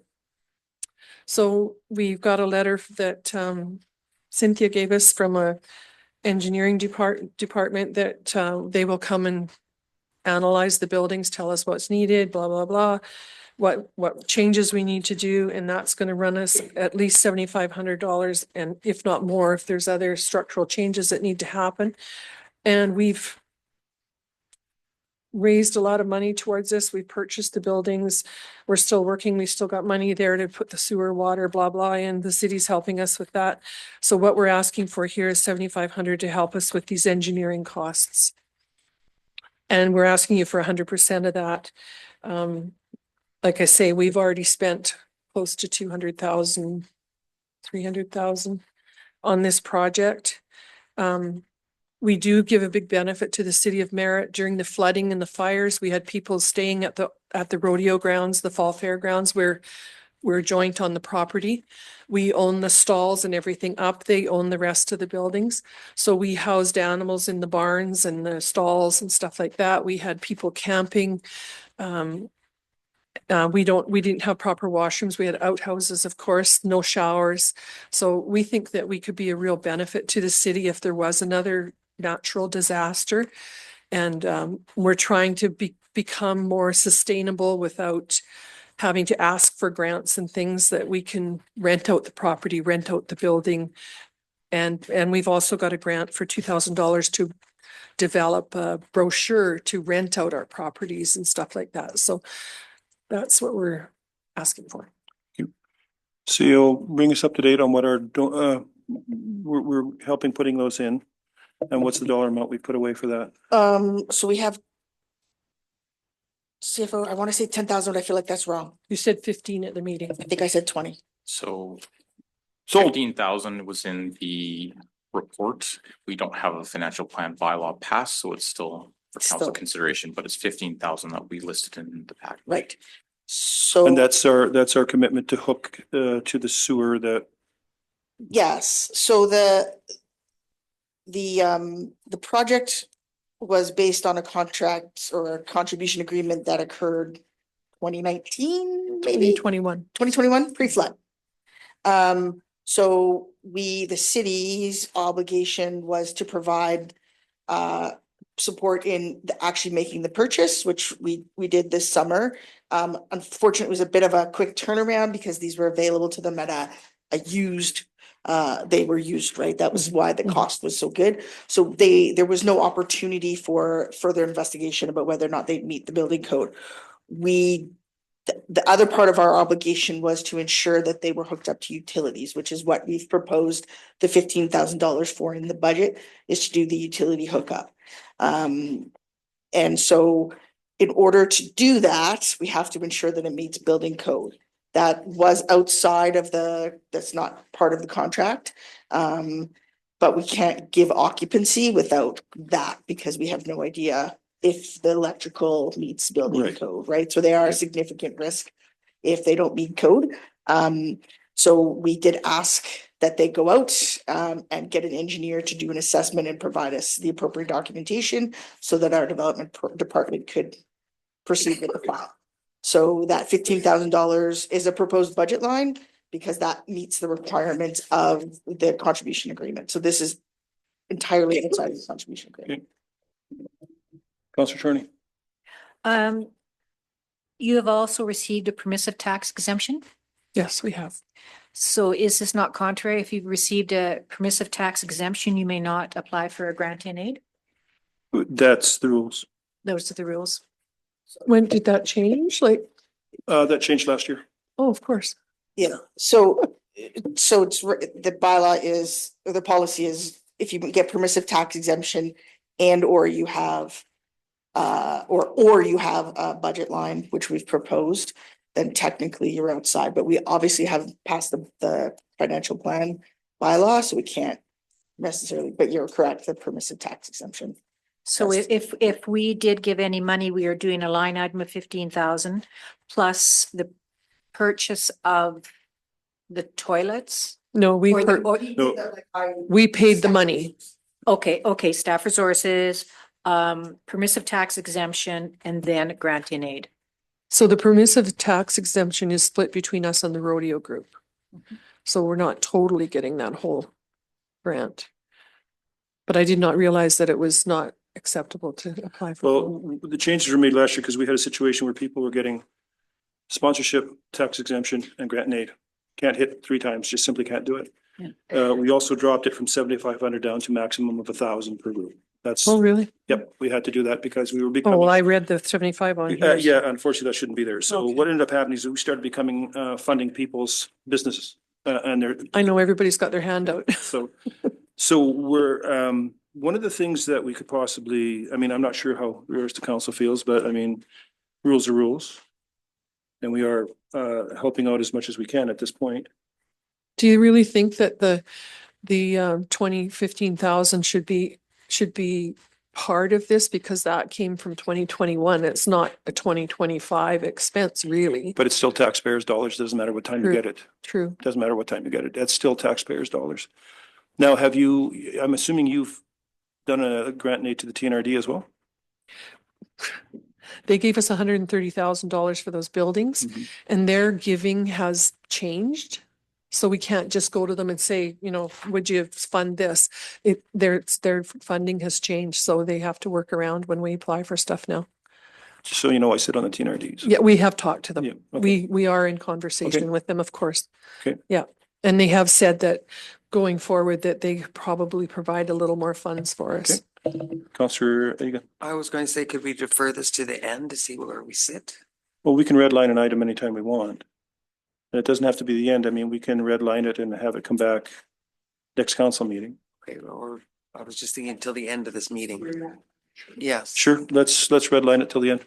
Can I just make one thing off subject here? Years ago, the city had a person that would do up a little thing that showed all the places you could apply for grants. That was very helpful, and you guys don't seem to do it anymore. That was very helpful when you sent that out to all the nonprofits in town and people that had their hand out. That was very helpful. Yeah, it really, really was good to be able to, because not everybody gives them the same pocket.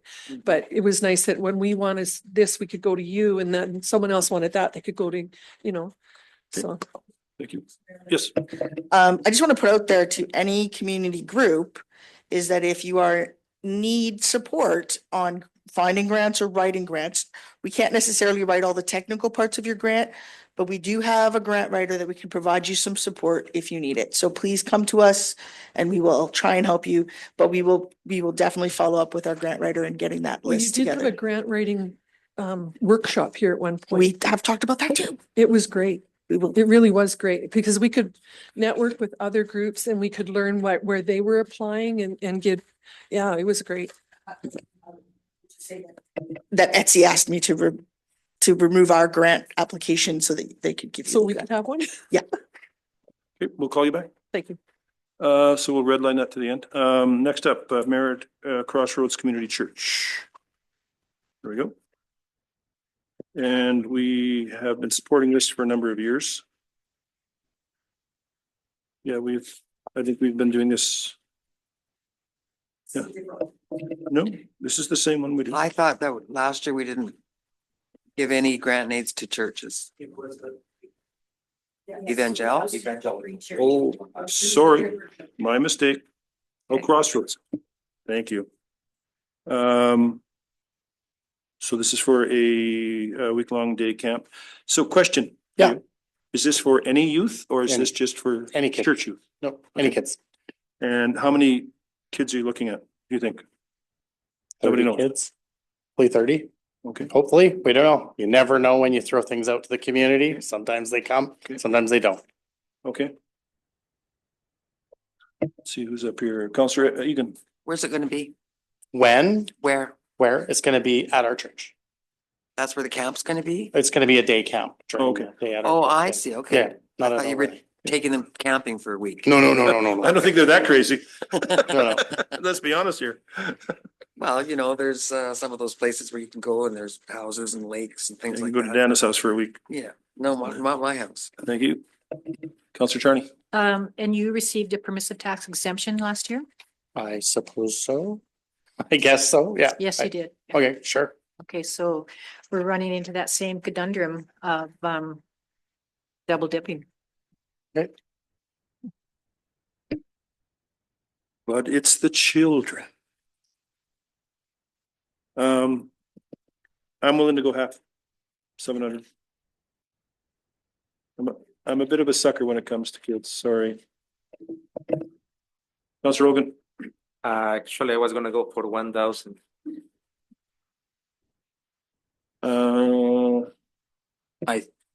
Counselor Etchard. That's okay. It's just been beeping for a I'm bit. just looking who's bleeping here. Yeah. I think it's nice when you have programs like this that offer these programs in the summertime, because it's hard to figure out what you're gonna do with your kids in the middle of summer, instead of calling in sick or taking too much holiday. And I think Councillor Ogan's suggestion of $1,000, if not the full 14, I just had to slide that in there because Councillor Baxter will be irritated. But I mean, I would have nothing against doing the full amount, just saying, because if it's open to all the kids in the community, I think it's encompassing of the whole community. And if they're willing to offer a camp that's open to the whole community and kids in the summer, I think it just encourages Okay, thank you. positive programming. Counselor Baxter. I'm willing to do the 700. CEO. Oh, wait a minute, not you. Hold on. Counselor Egan. I'm willing to go 700. I'm just wondering what other fundraising activities were you planning? So our church doesn't do our church is entirely run out of charitable donations. So if anything that we do comes from the membership of our church, so it's stuff that we do anything that we do is not fundraised. It is like people from our church give to us and we spend out of our charity to do these sorts of things. It's not like, well, let's do a bottle drive to put on a day camp. It's let's take it out of our general resources to put on something for kids. And so that's how that works. Councillor, Yu? Okay, I'll go 1,000. That escalated quickly. Councillor Petrosi? I'm in agreement with Councillor Baxter and the mayor, half, 700. CAO? I do want council to remember that Councillor Charney just asked about organizations that were getting out funding and you're going outside the bylaw again. You're right. And it's really important that if we have bylaws, that we remember about those bylaws because it does result in some inconsistencies potentially in how people get funded. Okay, so let's do the same thing we did with the Rodeo Association. Let's redline this to the end. And I don't want to say this, but I want council to consider that not all families feel safe and that churches are safe, appropriate places. Not to be offensive. I'm sorry, I hate saying it, but if you're thinking about options for the entire community, a church isn't necessarily an option for all community members. Sorry. So let's redline this to the end like we did the Rodeo Association. Councilor Hogan? So I just want to mention that I totally disagree with that.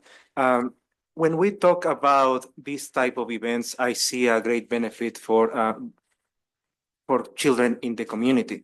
So I feel like there is also a lack of educational component about the new changes to the permissive tax exempt and the granting aid. There are people here that they didn't even know that was implemented last year. So I think that we are lacking somehow in providing this information to them. They should not be penalized for that. So I would like to move forward with the 1,000. Councilor Charney? I had my mic on before the CAO, But but if- because I was going to reiterate exactly what the CAO said. We have a bylaw in place. Okay. If we start bending the bylaw for this group and not this group, we're setting a precedent. And that's a dangerous thing for us to do. Allowing it for this one group, but not allowing it for this group. Yeah. So I find that's a very dangerous thing for us to do. That's why we have bylaws. Yeah. Black and white, we follow them. And you mentioned that it was for 30 children. Well, if you look at the population of children between ages 5 and 12, what % of those children will be going to that camp? So, but my biggest thing is I just have a hard time choosing one group over another. And if we start doing that, Yeah. the floodgates will open. Sure, So- we can withdraw our application. Thanks. We don't have to take money from that. I just want to confirm, I believe everybody was provided with a copy as part of the application package of the changes, like of the new policies and bylaws related to all of these things, permissive tax and grant and aid. So each organization received that information, whether they chose to read it. Yeah, that's on 3.4. That says organizations may be considered for either a community grant and aid or permissive tax exemption. So that's right there on the bylaw. Councilor Hogan? Yeah, so I just feel like it's not enough. So when there is a change such as that, there are organizations that have been applying for more than 1 year. So they see the same format. So they don't realize that there is a change. So there should be an educational component implemented in changes like this. Councilor Egan? And I think if we're gonna go along with that, there's a couple of these other ones that we've already gone through that we have to X out. No, we only have the, Band.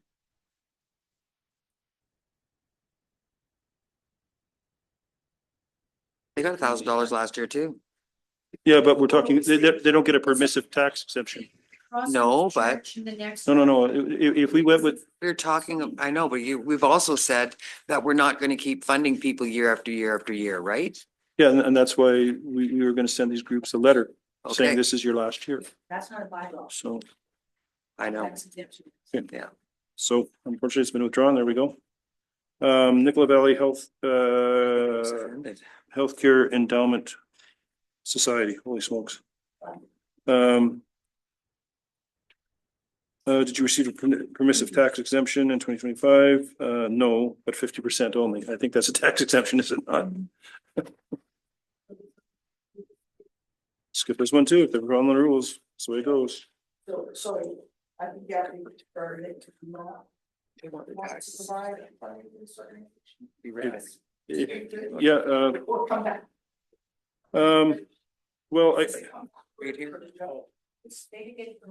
would be a 3-year grant to do it. And they have $4 million.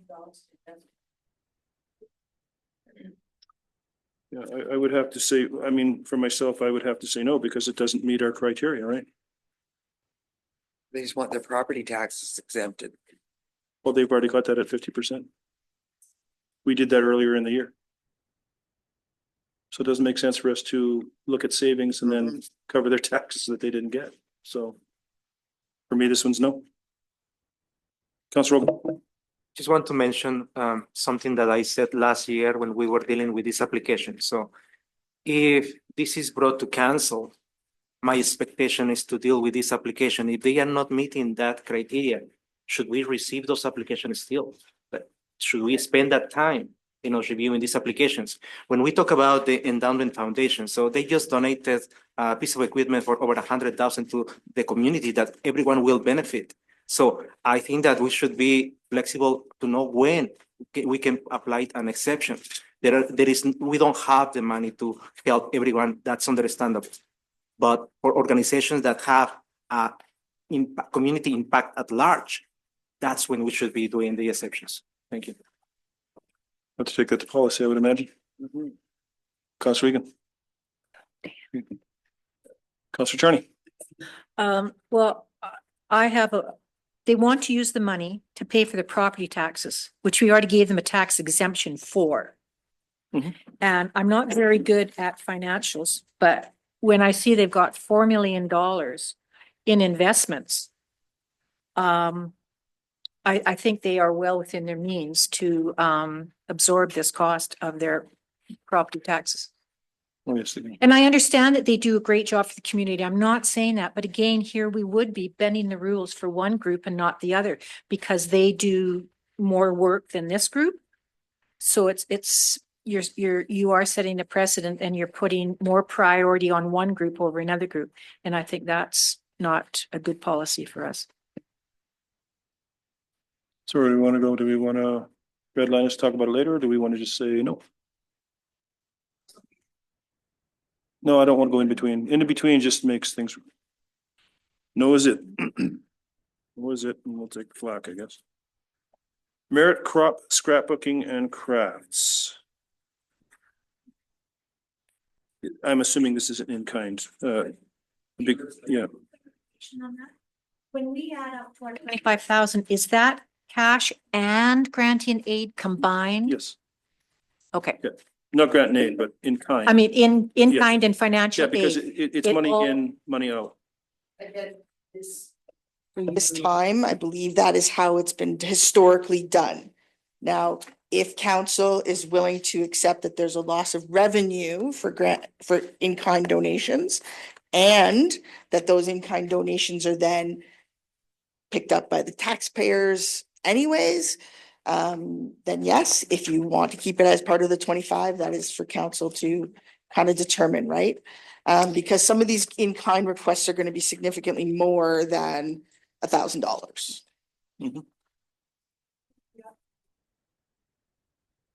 Councilor Rogan.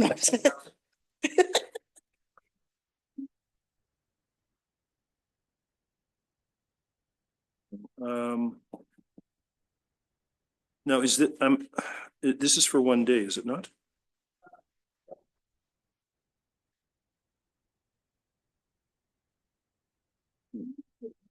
I believe it's 2 weeks. It was 2 days, but it's 2 weekends? 2 separate events. They're big. Okay. And so, They're Friday, Saturday, Sunday. so the service that we provide for this particular event and Ms. Legoof can correct me if I'm mistaken, is that we take the registration fees and we get $3 per registration. The rest of the money goes to the individual who is running the event. So we don't make any money off of this event. There is revenue generated. How they use it. Yeah. Mhm. So you know, I was involved with it a little bit last year. There are probably, Alex, probably 35, 40 of these women that show up. Yeah, and they're mostly all from out of town. So they do stay. No, this is the Weavers. Yeah, you're good. You're Hi. good.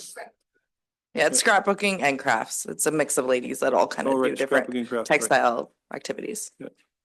And most of them are from, we have quite a few from out of town, do we not? Yeah, most are from Yeah. out of town. I think there's about 5 or 6 locals, and they've built a community of people that come And- from the island and all over the And then place. they basically stay in hotels, go to restaurants, buy gas to get here, buy gas to go home. Yeah, they come in Friday, they craft all night Friday, all day Saturday, and half of Sunday, and then they And go that's home. dedication. I tell you, some people take stuff seriously. So we're basically looking for 4 days coverage here on two separate, 6. six on two Yeah, separate. Friday, weekends? Saturday, Sunday, Friday, Saturday, And Sunday. this is rooms 3 and 4? They use the auditorium, Oh, they use the Yeah. auditorium. The whole or just half? the whole. The whole. Okay, so what is that, Kevin? Yeah, how much is the, That's, yeah, it's 1,500, I believe now for a full facility or the, or 1,000, yeah. For one day, They just changed. one day? this is 6 days, so Yeah. you're up almost close to 8,000. $1,000 a day. 57.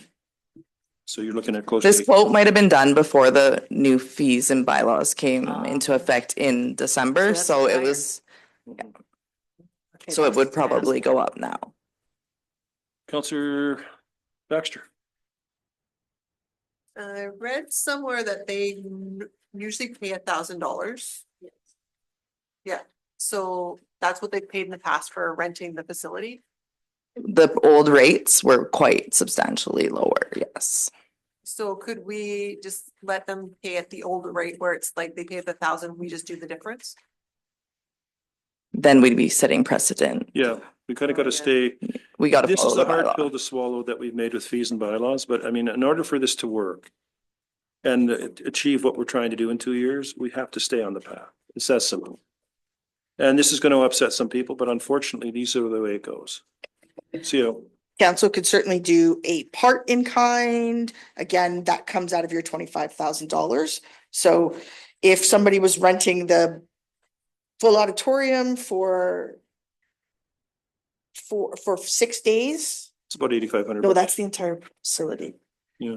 Yeah, so I mean, council, again, you're sort of sitting in that $1,000 rate. So if you did $1,000 for the whole thing, which is what it used to be versus what we're talking about now, then you're giving away way more than $1,000. Which is kind of where you've been sitting at with the rest of the groups that you've given things to. This is an economic development draw. It's not a huge one, but it is an economic development draw. But it is a lot of, it's a lot of your budget. Yes. Counselor Rogan. It's a hard one. So I do want to support them. So we cannot have a loss in revenue for 9,000. That's not within our position. So I would like to recommend the one day in kind. That could be 1,500.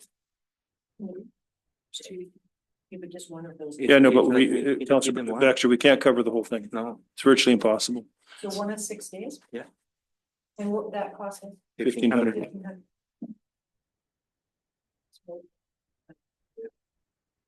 Anybody opposed to that? So we'll go with that. You can sit down, Alex. CO?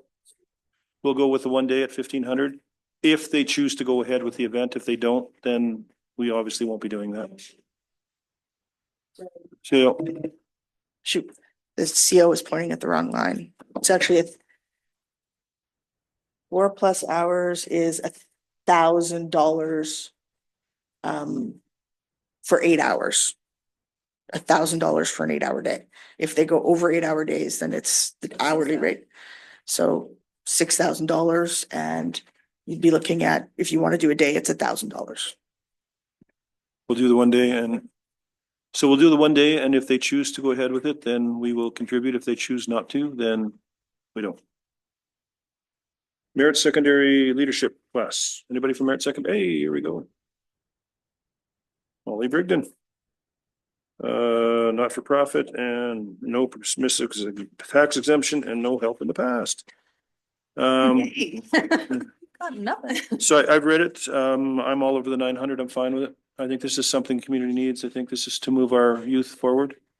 We would like 1,000, please. What's that? The rate increase. CAO is about to lose her job here. Yep.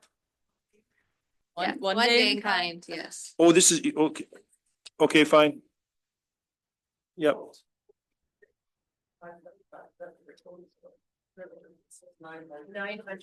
Yeah. But that's at old rate, was correct? the old quote before the rates changed. Yes. in Why are you December, whispering so to me? 1 day in kind? One day in kind, you're One day fine. in kind. Can I get 2 days in kind? 1 day in kind. So. See that lady over there? We'll give you 1 day in kind. Thank you. Thank Thank you. Okay, that one's a repeat. Oh, this is a repeat. Friends of the Merit Junior A Hockey Club. So Friends of the Merit Junior A Hockey or Junior A Hockey Club. Anybody here? Nobody here.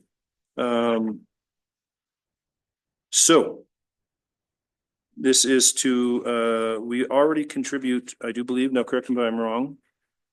We do put money away for the icebreaker tournament, do we not? In the past we have? No, we don't. Your worship, that's not considered in the current allocation of sponsorship funds. Okay, but we also do give them quite the break on the arena, do we not? So I can tell you that currently the Merit Centennials pay for less money for ice than our minor sports groups do. I know you.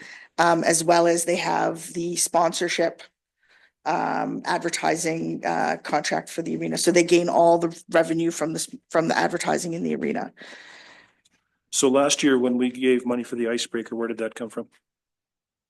Do you know? Because I know we The contingency or something. I'll confirm, your worship. okay. For me, I love what they're doing, but for me, this is a no. This is a no. We're already at the table. Sorry. Go ahead. Also, this is not the Centennials. This is their, This is a new group, yes. this is their new I would fan like to club see or some- whatever it is. I'd like to see some track record before Yeah. we get too involved here.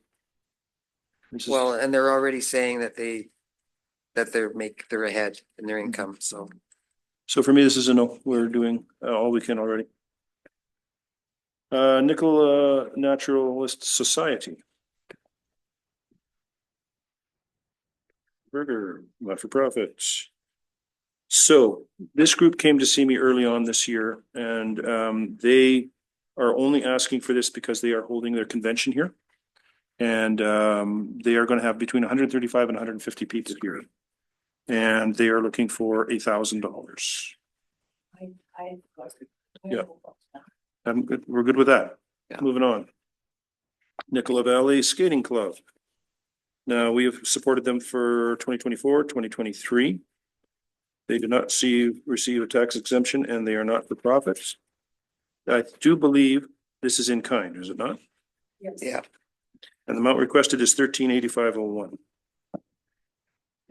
I have no problems with that. This is a group that, you know what, I'm going with what's right there, 1385.01. Yeah. So this is an event that is well attended by the community, and I know that they've been trying to get back on their feet. So I have no problems with the 1385.01. The 01, that gets me. So I just want to confirm, because you're correct, this may not be the current amount, but What your council's actually approving is the ice rental for the carnival. Yes, Whatever that that is. might be, but something near this amount. Yes. Okay. Yes. Mayor Daughter Swim Club. I think she's in the crowd here. So you have a request for 1,400. I'll let you speak to that. You're on. So I have requested, like we have requested in kind. We host annual swim meet every year, with an exception of 2 years because of COVID. We usually have like 150 to 300 kids who would come from the Okanagan region for the swim meets. We apply for the lane rentals to use the facility. And city have been really kind from last few years.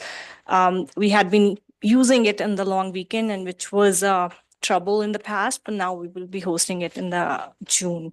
And we do lots of fundraising for that. We do approach a lot of corporate sponsors. We do have like merchandise that we sell there. The registration fees that we get in. So this will cover like our 20% of our expenses. So I think we might have to redline this one because we do have something coming from the Rec Commission involving in-kind and different lane rates. That's not where we haven't approved that yet. I would suggest this is outside of that because you're setting a fee for those lane rates, that versus this is a donation. But part of the request. lane rates is also the in-kind that we're offering for the lane rates. So I would say that this request for the swim meet time is not the same thing. You're setting and changing the fee for the lanes. That is not a donation. That's just a change of rates and fees. And this is a donation I understand request. that, but you're missing the point. Part of what we're bringing in from the Rec Commission involves an in-kind donation attached to the lane fees. It's two things that we're bringing forward. Yeah, for this same event. If we approve this, the part that we're talking about in Rec is out, gone. Well, and I think that's a decision. Maybe we should just quickly say that they're requesting the facility for the entire swim meet, Yes. which is what this also is for, is the swim meet. This is swim meet. Yeah, This so- is only for swim meet. It is not for the lane rental No, but what I'm charges or saying here anything. Yeah. is the fact that we've had, the Rec Commission has met. 1,750 was too high for you guys. You had some. Yeah, complaints. that was 150% We brought some things increase. forward and tied in is we give you the arena, we give you the pool for the 3 days with no cost to you. So, and I would If we move on this, then that's off the table. And I would suggest that based on the precedent that's been set for other user groups who are using our facilities, council should be aware that this request is the similar thing to the skating club, is a similar thing to the high school. So if council wants to provide 3 days of free facility use in kind, that is lost revenue that probably should be handled through grant and aid. Wasn't connecting that they had both applications. The only thing is that requested. that Rec Commission report has not been brought before council yet. But we're summarizing it for them, and Rec Commission reports are not, they're not edict, right? That's No, council's they're not decision. edict, but that's when council would be able to discuss Yeah, but they what can that's going to look like. discuss it right now. If they're providing grant and aid that is similar to every other group that they provided grant and aid to, then they should consider that either now and provide it right now and take it off the table later, or provide a similar level of grant and aid at that time.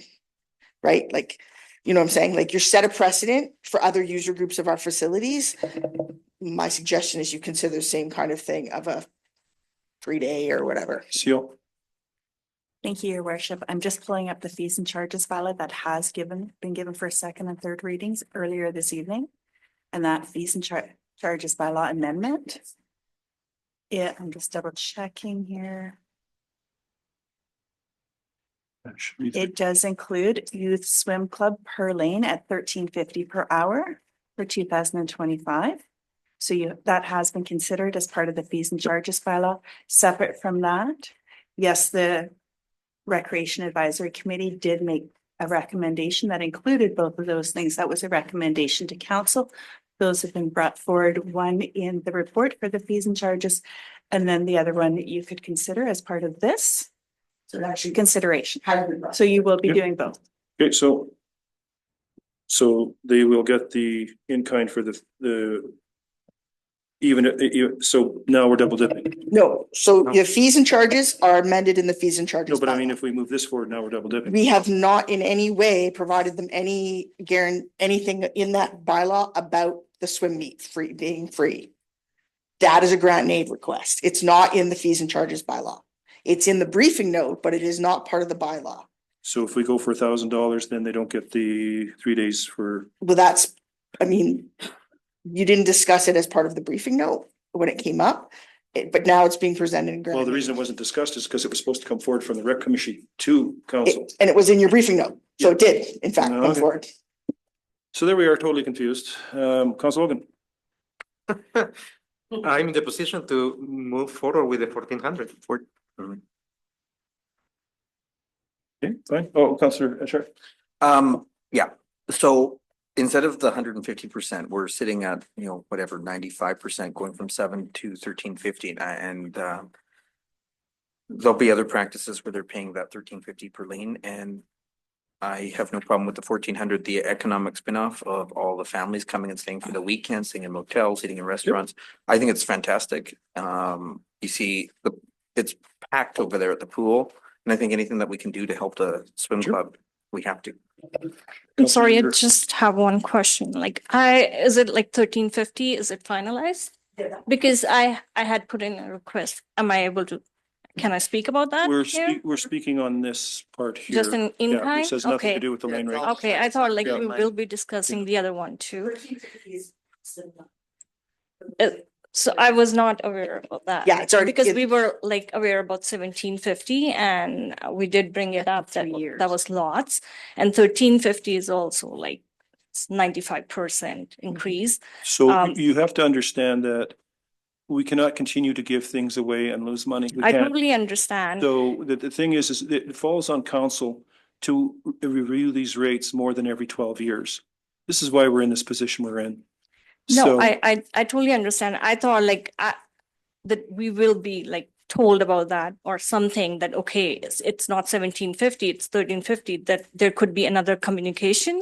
We could let you guys know that it is 95% increase. If there wasn't any increase from last 20 years, like I do not understand like how the 95% comes up to, like if you take into account inflation of 3% as well, like it's 60%. So the lane rate is 5% of your budget. It's not like, that's what, like, if I could, Yeah, but it's, I'm gonna, no, we're here for the grant and aid. We're not here to yes, discuss totally. lane That's rate. why I asked for, So can no, I talk? this is not Because the- I no. wasn't aware that that No, rate has This been is not set the up. place to talk about it. Yeah, okay. We're doing this part here. Okay. Okay, we can talk about the lane rates at another time. Not a Yes, problem. I will appreciate that if we can talk about that. Councilor Egan. Thank you. I just wanted to clarify that we're not necessarily talking about an amount that's requested. We're talking about days that are requested for you to hold your swim meet. And that's what I'm approving. Yeah. Whatever the cost comes to. At this point, it doesn't concern me. I don't want to confuse anybody. So you're suggesting 3 days? I'm not suggesting, I'm saying the time that they need to run their tournament or their meet. Yeah, and we have been able to cost, like by changing to not a stat holiday has certainly decreased the cost and the burden on the staff. As well, we're no longer emptying out the leisure pool because it is significantly costly for us to empty it out and then fill it and then put the chemicals in and bring it back to usable. So there's a lot of costs that the club has been able to help us reduce to make sure that the swim meet continues to go. Just so you know. Good. Thank you. Thank you. Councilor Charney. So you're requesting 1,400, and I see it's over here, 1385. So that encompasses your 3 days of the swim It's meet? in kind grant that we are. Yes. So the use Yes. of the facility and city does provide us the lifeguard as well, like when we are there. So usually it's on the Friday evening that we would just try to set up and everything. And then we use it on the Saturday and Sunday. So it usually is like we are there like at 6 a.m. The competition would start at like 7 a.m. and would last till 3 or 3:30. So we are done by 3:30 or 4 p.m. on Sundays. And so this 1,400 covers the 3 days of. I'm sure city does have to pay more. It would not. It would not. So we're good, 14? 14. Everybody's happy? Thank you. You bet, thank you. Merit Volleyball Association.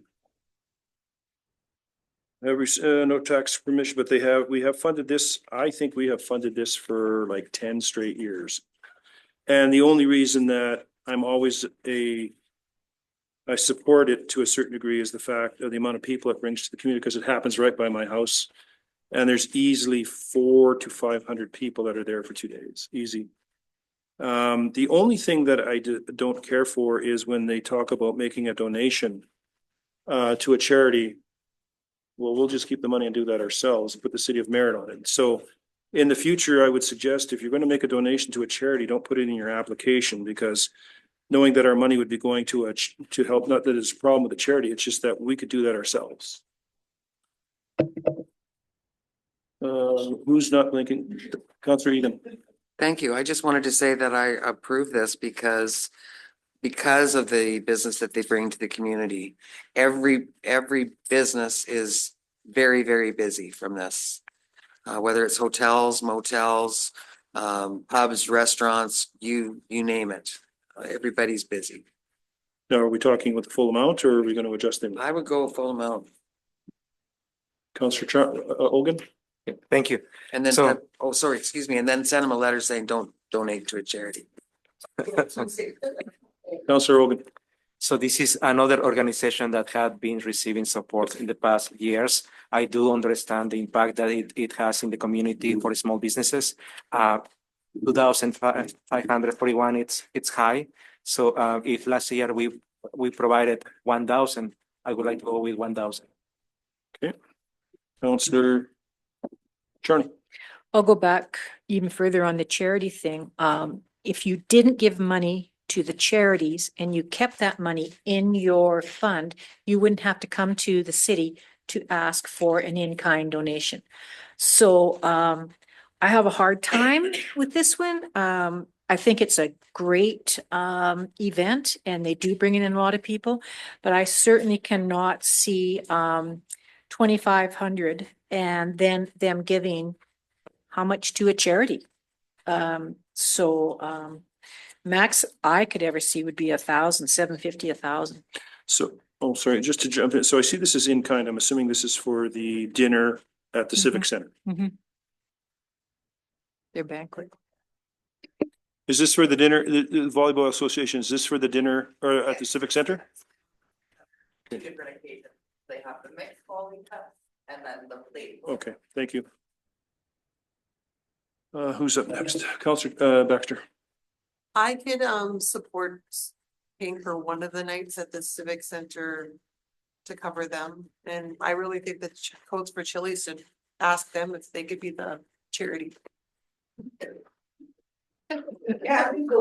Councillor Petrosi. Yeah, I'm in agreement, 1,000. I would say 1,000. Anybody opposed to the 1,000? So. Yeah. Councillor CEO. Can I just say that technically you're not supposed to ask for grant and aids that you're going to give to another organization. However, let's pretend that's not there right now, because by the letter of the bylaw, you're not supposed to. However, if council is going to proceed with, this is your however many years of us funding you, perhaps, you This know, you need most to become likely, self- this is definitely a letter situation. Yeah, and so just FYI for people who are watching at home, Yeah. you can't ask for grant and aid that When you're I going to was give on to another council, when I organization. was on council, we were approving this, so that's a long time ago. So I appreciate what goes on, but Councillor Egan, Etcher, one of those people. I think that if it's a long-standing thing and we're gonna send a letter, I'm not against necessarily even giving them the 2 days in kind because of how busy everything is. I agree with Councillor Egan in her comments, because there's quite the spin-off.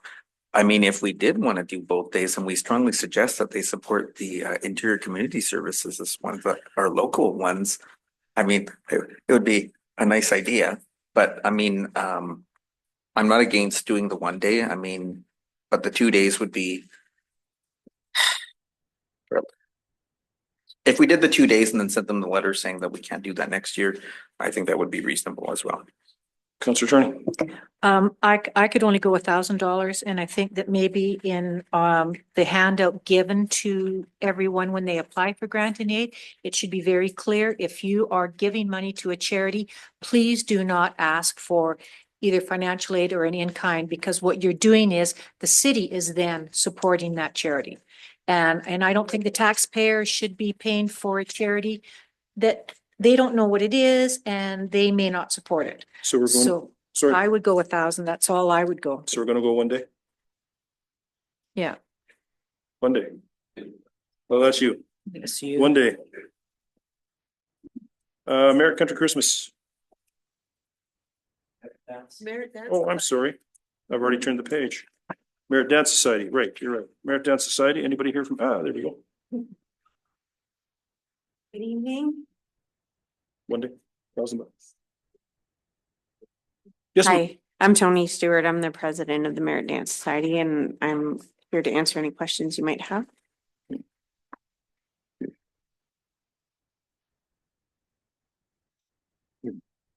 Any questions? Oh, sorry. Councillor Baxter. I attended this event for the last few years and it is an amazing event and it brings out so many people from all walks of life, and everybody in the community really supports it. So I would say 100% on this. Councillor Attorney. Huh? Well, your mic's on. I mean, I thought you were looking over there.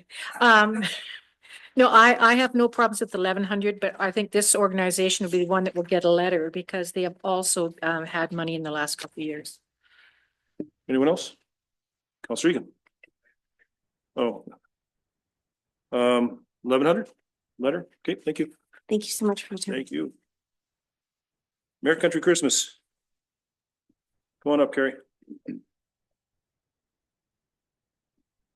So this is for in-kind. And it's for the entire week. Yep. I do believe we did it this year. So for myself, this is an event that has become a very big part of our community. And I know that they run on a shoestring budget, and I know they do.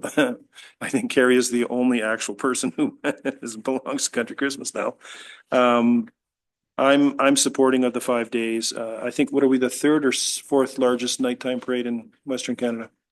Not in 2023, we actually had more floats in our parade than the city of Toronto. Yep. The big smoke. I admit our floats are more country, but we had more floats, period. Councillor Carney. You know what? Everyone looks forward to this Country Christmas week, and it's not just one event. It's event after event or event. It is the week. And to me, it's a highlight, especially for the kids. And I have no problems giving this full amount, even though it's kind of over what we would. But I think because it's such an important event for our kids and our whole community, I do support this for the full amount that you have requested, if we're not running out of money. Councillor Baxter. I 100% support this for the full amount. It brings together this community. I've watched this thing grow from the time I was younger all the way up. And it is something that even people that have moved away come back for every year, and they bring money into the community. So this is worth it. Councillor Richard. Yeah, I echo the same comments. I mean, we need to help Country Christmas survive. It's a great support. We appreciate what all the volunteers do, and we're grateful to have it. I mean, I think all of us on council participate in the float, and I think we all enjoy it as well as citizens. And I think that if we don't do this, we don't want to see it go away, because then that would have to be put on staff who I don't think they could do the same work that you do. No offense to the staff, but I just think that you guys do such a good job that would be hard to follow in those shoes. So Councillor, thank you. Councillor Hogan. Yeah, I have to say that I echo what has been said here. So when I moved here in 2010, my experience being part of the parade was unique. I have to say, as a newcomer, so it was like something good to see. And now that we participate in, it's great. I just want to mention that 7,500 is not easy for our city to provide. But again, we also understand what the event is bringing forward. So thank you. Thank you. Go, CEO. First, let's confirm where we're at financially. Before this. Okay, so there are funds that gets us very close to the end. Does. You have one to circle back to. I would suggest going forward that rather than having this particular event come as a grant and aid, is that we form a formal partnership as a city sponsor of this event. And so do this in a different way so that it's not part of the grant and aid process. Because it's not going to change, this value is not going to change, and it does take up a large portion of your grant and aid. And so I think there's a better way for us to work with Country Christmas to provide other supports, as well as our facility. So maybe that's something Carrie and I will discuss, and my staff are going to probably kill me later, but I think that's the best way to help keep this really great tradition going forward. Sure. I come from a community where we have something called the Santa Float, and community members for the entire month of December, from like the day we light the tree until the day of the elementary school Christmas concert. Every night, the float drives around half of the community, and people volunteer to be Santa and Mrs. Claus when it's -50, and people volunteer to drive, and there's loud music. It's offensive how bright the float is and how loud it is. So this is something, people really can get behind these kinds of events, and it does with the civic pride. So I think Carrie and I can kind of massage this. Excellent. Thank you, Carrie. Thank you. Yep. Okay, you have one outstanding. Welfare.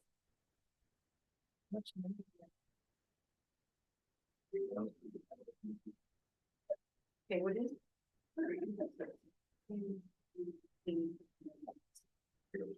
Yes.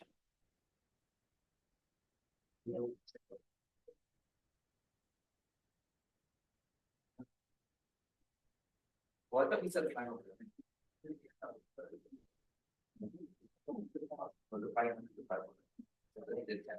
The snowmobile club, nothing. We said nothing. We said nothing for the snowmobile club.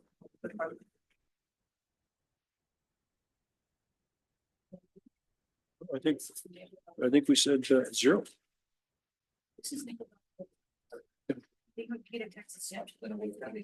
Oh, is it 500? What's that? Well, we said we would redline the fall fair. But then we nuked the church one, so. Well, I imagine that's the way it's gonna have to go.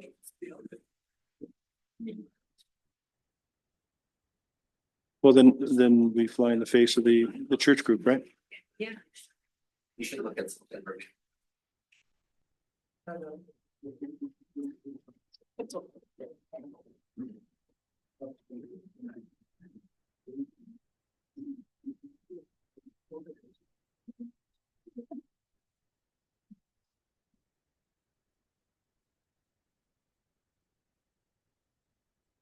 A lot of buzzing going on, hold on.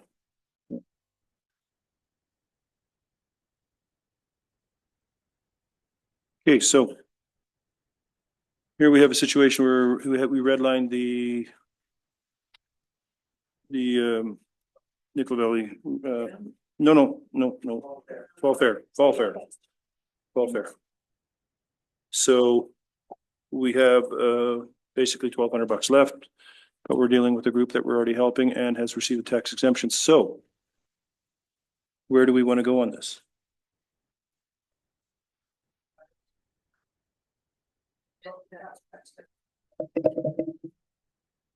we can't do it because we're in violation of our bylaw if we do it. And then that leaves us open for other organizations to come and say, hey, look, you made the exception that one time and it could end up biting us in the butt. And I say no. Councilor Rogan. So the other organizations that have the same situation are not here, they are here. So I would say that I would like to support for 1,000 and issue the letter that this is the last time. Where it's council's wishes here, Councilor Egan. I will go along with Councilor Hogan on that. So my only concern is how do we explain this to the church group? Yeah, but I think he withdrew it out of frustration. I did, I agree. I think so, yeah. So We have the bylaw, we enforce it in the Nicola Valley Care Endowment Fund. So we can't go back to the Nicola Valley Fall Fair and say, oh, wow, we've got $1,500 left. We'll give it to you. So we are in contravention of our bylaw. And I don't personally want to be in that situation. If I unwittingly make a mistake, that's my bad. But if I knowingly make a mistake, I don't want to be a part of that. So I say no on this. Unfortunately. Council, well, Councilor Chair. Outside of grant and aid, do we have anything under any kind of sponsorship that we could maybe consider? Like, Well, under this, fine, I understand. The- but the thing we is used to we're- have grant and aid and we used to have something for sponsorships. Yeah, it was called City Initiative. But we haven't funded that for years. But the thing is we're already $15,000 into this already. So we are helping at this point. Okay. And I just want to be clear, we're beyond $15,000 into this because we have made a significant staff contribution as well, Right. right? For the purchase. It was a very quick purchase. It did not allow for us to have the appropriate conversation with the Fall Fair Society to make sure that this stuff was happening, that met these requirements. This is something they brought to us as part of fulfilling the contract.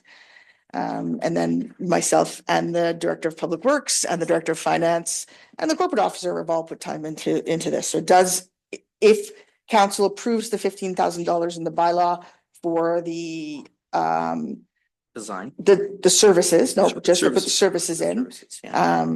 then yeah, we're well over $15,000. Yeah. Yeah, no, okay. I just thought I'd ask. Yep. So that's where you're, sorry, we're gonna have to say no. So thank you. Yep. Well, that was the conversation around the table. All right, so I think we'll take a 5-minute break. Everybody stretch your feet.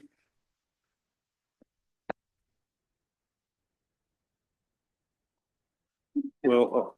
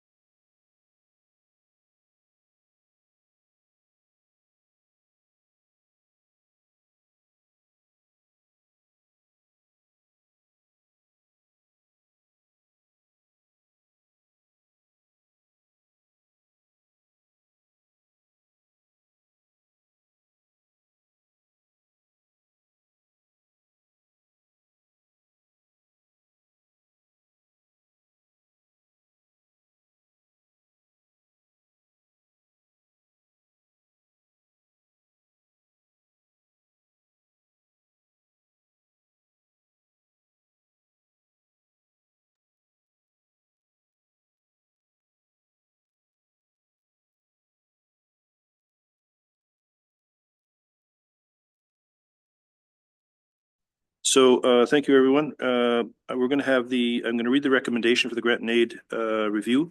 It's going to have to be two because I had to excuse myself. So I will be reading this one for everything but the Airport Appreciation Day. Recommendation that council review the 2025 grant and aid requests in Schedule A and provide the type, amount, and payment timing for each approved application. Council Petrosi, Council Egan, any questions on this? All in favor? Opposed? I will step away. Yeah. Just say the same thing.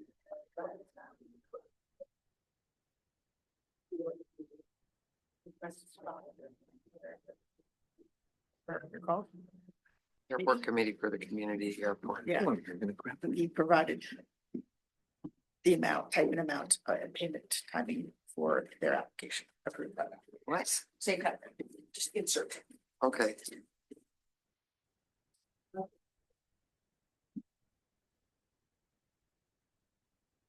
Okay, so that recommendation that council review the 2025 grant and aid requests in Schedule A and There's grant aid request. for Merits. okay, let me start again. Recommendation that council review the 2025 grant in aid request by the Airport Committee for Merit Community Airport Day and provide the type, amount, and payment timing for that particular application. All in favor? Or do you have First and second? yeah, first? When Councilor Charney, Councilor Petrosi. All in favor? Thank you. Call the question. I did that. You guys listening? Did I not say it right? No, we're gonna start over. Oh, You're out, you're like, for 5 seconds. no, sorry. Councilor here, Chair, can you hear first? Oh, we got the whole thing again? Yeah, so what I'm gonna do is I'm going to have you read. The exception. With- So read the bylaw up to, or to the resolution up to the point where it says, in the way we, whatever, then I'm gonna have the CFO provide the name and the amount that you approved.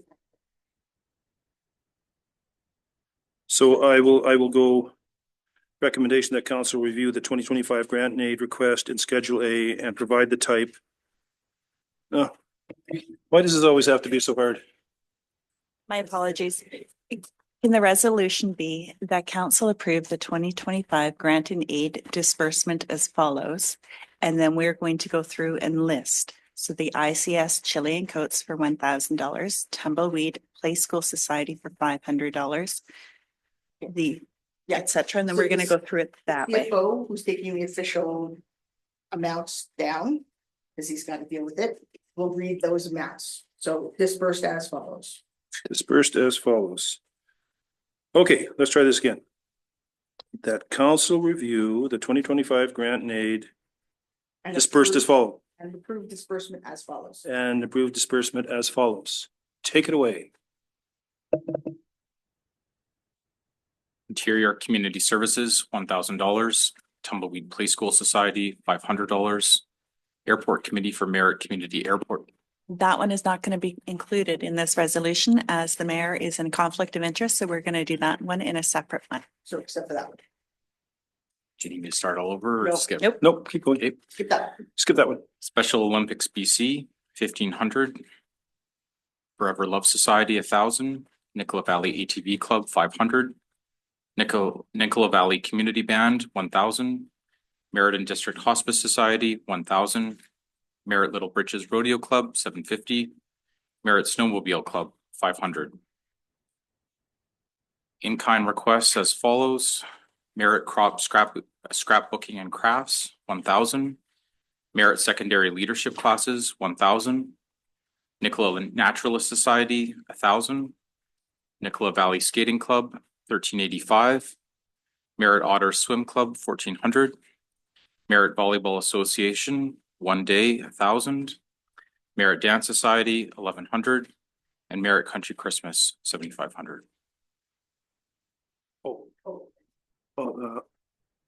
Any questions on that? I need a seconder. Okay, Councilor Etcher, Councilor Petrosi. Any questions on that? We could just muddy the waters further. All those in favor? Opposed? Carried.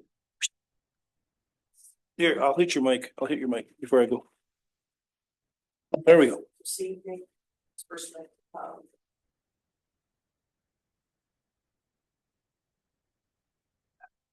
Council approve. Okay. Okay, so recommendation that council review the 2025 grant and aid requests and approve the disbursement of the airport committee for Merritt Community Airport Day and provide $750. Okay, can I have a Petrosi and Charney? Thank you very much. All in favor? Opposed? Okay, we're still out. Carried. Thank you. Yeah.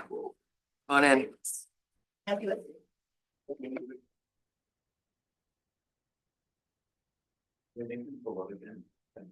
Get my steps in. All right, thank you, everyone. That's never easy a situation. 8.2 RCMP costs and 2025-2029 financial plan preparation.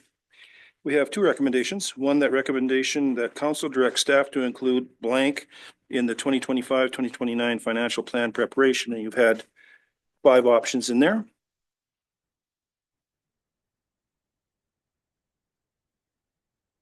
Councilor Petrosi. Go ahead.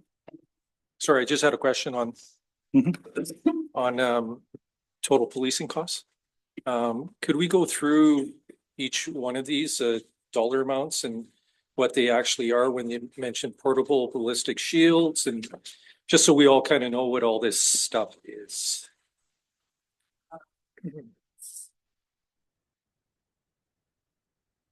To start up at the top, I guess there was a total policing cost 70%, which is $3,092,092, and then we'll just kind of continue down, I guess, from there, if you want to take over. Yes, please go ahead. Yes, so the total policing costs, I think it's important to recognize that with the increase of 2 additional members since 2020, we've seen an increase of double. The policing costs have doubled in that time. So yes, there's 2 additional members. That doesn't necessarily count for doubling, but that's what we're seeing. We will continue to see costs increase once they've finished their collective bargaining with the National Police Federation. Currently, the way that the police are funded for a municipality between 5,000 and 15,000 people is that the municipality pays 70% of the costs and the federal government pays the additional 30%. We have a number of things we pay for in addition for paying for actual police officers. So when we're looking at the police costs, that's what we call fully burdened. So there's equipment that comes with a police officer. There are vehicles that come with a police officer. So that's a fully burdened cost. So each police officer in British Columbia at 70% of the cost. So our share is $181,892 to have a police officer. So that comes to a total of $3,092,173. In addition, we pay 100% of our costs for guards.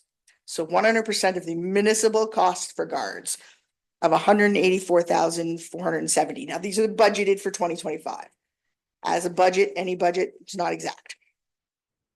We pay for 100% of our portion of the accommodation. So our portion of the detachment and the furnishings and the equipment at $151,481. That's budgeted. The municipal detachment is responsible for 53.66% of the total facility. And we pay 100% of that 53%. There's no cost share with another level of government on that. The police are going through a modernization. The RCMP is going through and then their annual payments for severance pay and things like that, which are, nominal at, we're talking less than $25,000.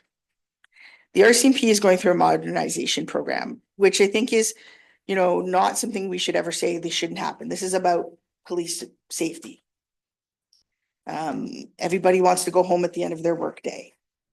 And I think that myself and Councillor Petrosi can speak to this, the risk that our police officers take. So providing them with really good equipment and modernizing that equipment is really essential. So portable ballistic shields. So when you think about tactical teams, they come in and they have the big clear shields that they use. They're similar to that, but they will be available in the police cars. Can we ask questions now or at the end? Whichever you prefer. How many shields are you looking at?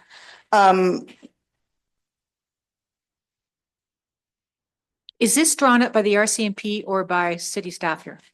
This is the RCMP budget. Okay, so how many shields are they looking at? It's not one per member. I think each shield is about $9,000. So we're only one shield. It's a shield. It's that a shield, that plastic thing, so if they're Getting in a shot. riot situation. Like Knights of Armor, they carry the shield, sword, Yeah. it's a bang, bang, bang. It's an actual It's a clear shield and they hold it. Shields for breaching. in front of themselves, so they don't get. So they're basically looking at one shield. So, yeah, and it's like 1 or 2 shields a year kind of thing. Okay. So they're not inexpensive because they are ballistic, so they're bulletproof. Because I think the detachment this size probably only needs about 2. Well, we don't get to make that decision. We have no say in what they get. That is negotiated between the police We just pay for and the it. federal government. So when they do collective bargaining, we do get to consult, right? They ask for consultation, but we have no say in the cost of policing and what equipment they get. It's totally negotiated between the feds and the police service. Breaching tools are like the battering ram kind of thing. Extended range impact weapons, hard body armor are, again, there's not one per member. Body armor, this type of body armor is used in high risk situations, might be aligned with breaching. So if somebody has a firearm and somebody might end up in the range of that firearm, that might be the hard They body armor. take off the More. vest that they're wearing and they They put put the this big one up, vest yeah. on, cause it'll take. This is more protective than the vest they wear on general duty. Mhm. Extended range impact weapons. This is a non-lethal shotgun or rifle. So this is, a rubber shot or a beanbag Beanbag. shot, Beanbag shot. something like that. Yep. Pistol modernization. So every member is getting a new pistol. Question? The discussion of the pistol modernization has been going on for 10 years now. They have not implemented it yet. So I would question that 48,620 for 1 year is something that could be done gradually because it has not been enforced on This is- modernization. This is the budget they provide us. We have no say in it. If they implement it tomorrow. Our local detachment is suggesting this? No, this is a federal initiative. See, then I would question that because so far the pistol modernization is not being put in. It's being talked about, but not implemented. So if they do not, if this is the budget, if they don't implement it, then we don't pay for it. However, we have to budget for it because the intent is for it to be implemented this year. We're trying to overpromise and under deliver if we can, right? Like. Yeah. So we have to Get the money include, we back have to for- budget for what they tell us to budget for. We don't have a choice. Because any of these things could happen or they could get delayed. Right? But this is the RCMP, the federal government's plan for implementation, as far as we know, based on the information that they provide us through their budget process. So has the RCMP but I don't know if it's part of our job, have we applied under the civil forfeiture police grant for any of this equipment? Cannot. I would look into that. You cannot. Nope. This is a response. You can't apply for that to pay for the cost of your policing service. No, I'm not saying you're applying it under the equipment, not to pay for the police. You're applying for it under for these tools. et This cetera. equipment is a part of the police cost. So when we say 181,000, or as it goes up over the years, 210,000, this is part of their police cost. Each member, this equipment is not separate from the member. This is the equipment that is the cost of doing policing. You cannot apply those grants to the cost of doing policing. We have no say whatsoever as a municipal government into the cost of policing. If we want to have a municipal police department, which we're mandated to do because we are between 5 and 15,000, we are mandated to have a municipal detachment. So our detachment hosts the municipal detachment of 17 members, which are meant to provide 24-hour policing. It has the provincial membership, and it has the First Nations membership and the Highway Patrol membership. All of those members, doesn't matter, they're all getting these things. We have no say as a municipal government as to what equipment our police staff are getting. So when we look at this, like we have basically 31 RCMP covering merit. So when you look at your 14 contracted that we're funding, we have 6 provincial minus 1, which is 5. So that's 19 RCMP covering merit and the surrounding areas. We then have 4 First Nations and 8 Highway Patrol. So the provincial, they also cover merit. So when we're looking at these 31 RCMP officers, this is the cost for all 31 officers? No, this is the cost For general duty.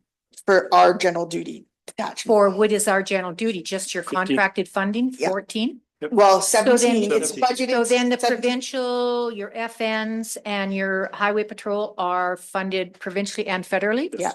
For that? Yeah, we don't pay for any of those members in any way. Okay, so this is covering our between 14 and 17? Yes. Yeah. Okay. Moving on. Conducted energy weapon, so that's a taser.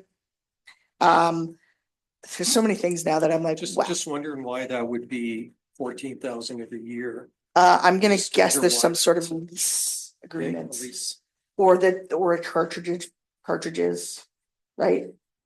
Because if you spend a cartridge, you gotta buy a cartridge. You gotta. Batteries, charging stations. There's probably some maintenance going on here.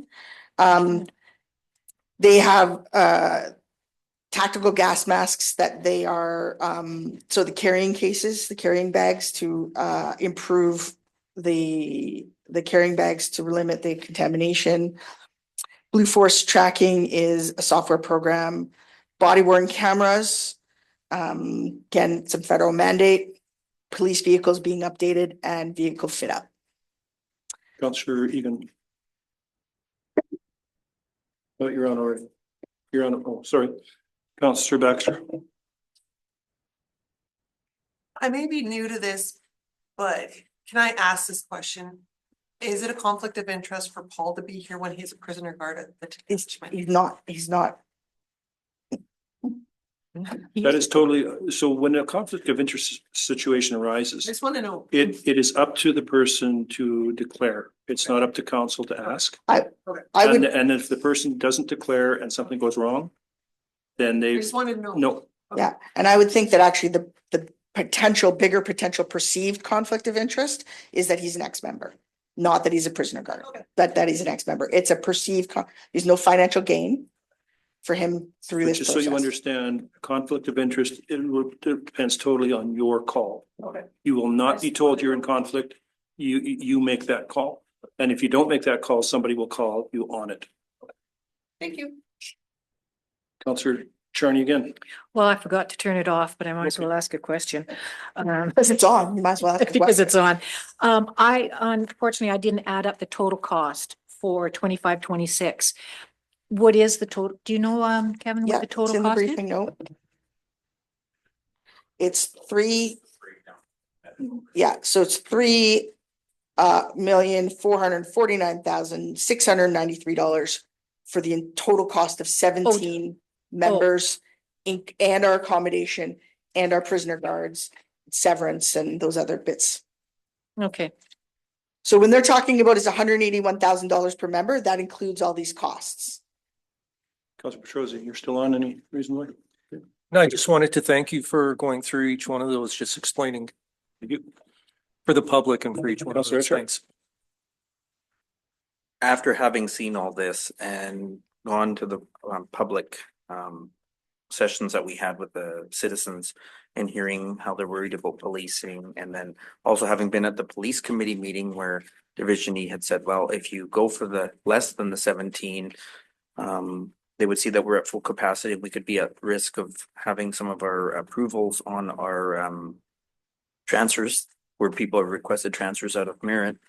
I think that the only option is option 5 and budget for the 17 members, and any surplus could be put in reserve, because it just seems like we're putting the public at risk if we don't. That's my opinion.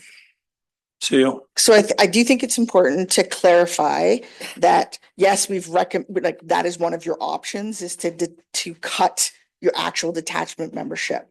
But Councillor Etchart is correct. The province is running a minimum of a 20% vacancy rate in all detachments. And there's not really a sign that that's going to change anytime soon. You know, maybe we'll get some people from the Surrey transition to municipal force, but I'm going to guess that some of those Surrey RCMP members are going to stay on the municipal force. I have a troop mate who was posted to Surrey and he's still in Surrey. So there's a good chance he's not leaving Surrey. And he certainly might not leave the Lower Mainland if he can stay in the Lower Mainland, right? Because they've been there for over 25 years. We're not suggesting that this is the ideal situation, knowing the feedback we've gotten from the community, the input that the staff sergeant has given. You know, it's unfortunate that the Police Federation, the National Federation of Police, or whatever, NFP, one of those two acronyms, put out that call for letters because it wasn't entirely accurate with the position the council is now considering, based on the feedback that you've been given from the police commission, the police committee meeting. You can choose to save in a few different ways by changing how many you budget for. That does not change our contracted number. It just means that if we end up for some reason getting all 17 members and nobody's transferring, like it's 17 actual active members that are staying in the community, the staff sergeant just needs to notify us and we bring an amendment forward for a budget amendment. But it is unlikely that that is going to happen this year. Who's up here? Councillor. No, Councillor Hogan. Thank you. Based on the feedback from the open house and also considering the 135 emails received up to date, I am inclined to move forward with the 12% tax increase. However, if the priority is to avoid that percentage, I could support option 2. And I will provide my rationale why. This alternative offers an estimated 1.6 tax reduction, providing financial relief to taxpayers while still ensuring public safety. Given the current vacancy rate and staffing uncertainty, budgeting for 17 members does not align with the expected staffing reality. Reducing the contracted number outright in option 1 could unintentionally reduce actual field positions due to the wider RCMP hiring challenges that CAO mentioned. Budgeting for 15 members provide a financial buffer without over allocating funds to on-field positions. Any surplus can be placed in a restricted reserve for protective services, ensuring flexibility if additional staff is needed at a later date. Additionally, if additional staffing becomes available during the year, funds can be withdrawn from this restricted reserve rather than forcing us to withdraw funds from any other reserve. This approach allows us to for an adaptive financial planning without prematurely committing to a higher spending. Thank you. Counselor Baxter. Cynthia, can you read out the financial risk and implications just so that people at home and the people in the audience know what's happening?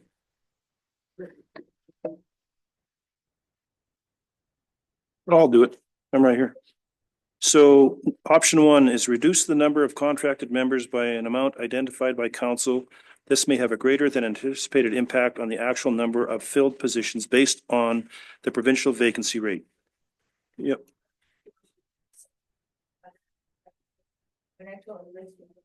Oh, you do it then. I have no idea what you're talking about. No. So I think, Sorry. I think stated, the RCMP is. Sorry. You'd like multi-pushing. Well, stop everybody's pushing. their lights blinking here. Down the line. The city has no influence on the cost of services, which have doubled from 2019 to 2025. 2 members have been added, but that really only accounts for less than $400,000. The city has no influence on whether the contracted positions will be filled. We're not part of the recruitment process. Currently, there is a 20 to 25% vacancy rate across the province. Our municipal detachment is currently staffed at 16 of 17 members. However, 2 members are on extended leave. So that's part of the makeup of that 20 to 25% across the province, is that there is slightly less than 10% hard vacancies, so completely unfilled position. And the remainder are people who are on extended leaves for a variety of reasons. The RCMP doesn't backfill positions. So if somebody takes an 18-month parental leave, that position stays empty for those 18 months because they are still staffed in that position and they don't backfill. And we are uncertain when or if they will return to active duty.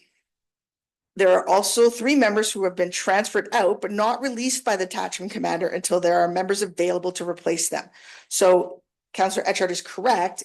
As we get members coming in, those members will be released for their transfers. In discussions with the detachment commander, he indicated to administration there's unlikely staffing levels for the municipal detachment will exceed 15 members in the foreseeable future. Currently, there are 14 active members in the municipal detachment. Members joining our detachment means that those waiting for transfers will be released to the new posts. We do not have a clear understanding of the requirements for transcription of the new body cameras, which may also result in additional municipal clerk hours. So that's something we'll have to consider as we learn more about the body cameras and how those will be transcribed for court. Councillor Richard. I think I had this on from earlier, but I mean, if there was a way where we can budget without losing our requested 17 that we have that we had to fight for in 2018. I mean, I could go for an option like that, especially if we're going to put it into a reserve fund for protective services or even something different. But that's the biggest worry that we're hearing from the public is losing 24-hour policing, especially with the issues with the ECRIM and with problems that we have in the community from the shelters and activities. Yeah, with crime and the number of thefts and break-ins that are occurring all over BC. So this is council, that's the concern that we're hearing, and that's the big worry. So I think we're all concerned with what could happen. So CEO. The CFO and I have had many conversations about this. We've done a lot of research about what the ratio is between municipal and provincial members, and we see that it's very different to communities. And the staff sergeant was unable to provide me a rationale for why we have 17 municipal members that we're paying for, and the province is only paying for 6 provincial members, because ultimately we could not do 24-hour policing with 17 members because 3 of those members are actually GIS, so general investigation section. So they're not on the should not be on the general duty rotation. One of those members is the community police officer. So they're not on they should not be on the watch rotation. They're currently in that rotation because we're understaffed. The way that we make 24-hour policing is actually based on the provincial members participating in the same watch system. That means that we are providing 24-hour policing to the entire detachment catchment area for rural and municipal policing. So yes, it's a little bit more complicated than how many members the municipal detachment has to provide municipal police or 24-hour policing, because it's not independent of the rural detachment or the provincial detachment as it's termed in the briefing note. It's a really complex relationship. And, you know, council could say that they do not want anybody designated as the community police officer because that takes one member out of our rotation. So ultimately we have a staff sergeant, 2 corporals, the community policing officer, and 3 GIS members.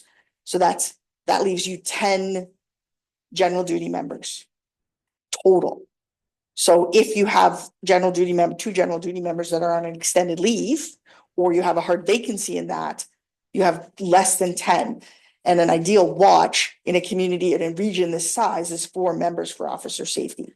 So if they're doing a 12-hour watch with 4 members, we're not even close. Right? So it's a really complex relationship between those 2 detachments, the municipal and the rural detachment. I do also want to say that Councillor Olgan, I put one of those options in there specifically for you and you didn't jump on it. So I'm a little bit offended. Councillor Sharney. I think that option 2 fits both bills. We keep, you pay for 15 members, there's a buffer of 1, and we reduce the taxes, and we have money going into a reserve for protective services. So of all of those 5 options, I think that one kind of fits the bill for what I heard a lot at the open house. They didn't want cuts to RCMP, and they wanted to reduce taxes. So this one kind of fits the bill for me. So option 2 is what I would go for. Councillor Baxter. In talks with all the community, they don't want to see any RCMP gone. So option 5 is the one I would go with because it says we put the reserve into protective services. And I say if we don't get the members this year, and it still sits at 15 or 14 members next year, that we drop down to one of these other ones. Councillor Egan. Thank you. I don't think we should drop from 17 because like you say, what was it, 2018 or 2019, you had to fight for these positions. And from conversations that I've had with people, not just general public, but we're gonna have to fight to get them back again. I think we don't want to keep fighting for this stuff. We've got them, let's keep them and just work around it. So what option are you suggesting? I'm suggesting 5. With condo? Councillor Petrosi. Yeah, I'm also suggesting number 5. And did we have a restricted reserve over the last 2 years? No. So where did that money go? So not for protective services, it's So where just did- gone into general revenue. General revenue, how much went into general revenue over the last 2 years? I wouldn't be able to give you an exact number at this time. I think, You gotta go. yeah, like Mic on. what, Mic on. Mic on. The year-end true-up last year was $50,779. And I think we have about $20,000 sitting in a restricted reserve for the RCMP currently. And that'll get used and then some we owe for 400,000 on a yeah, negotiated wage settlement here in the first quarter. Okay. So all that money is gone. gone and then some.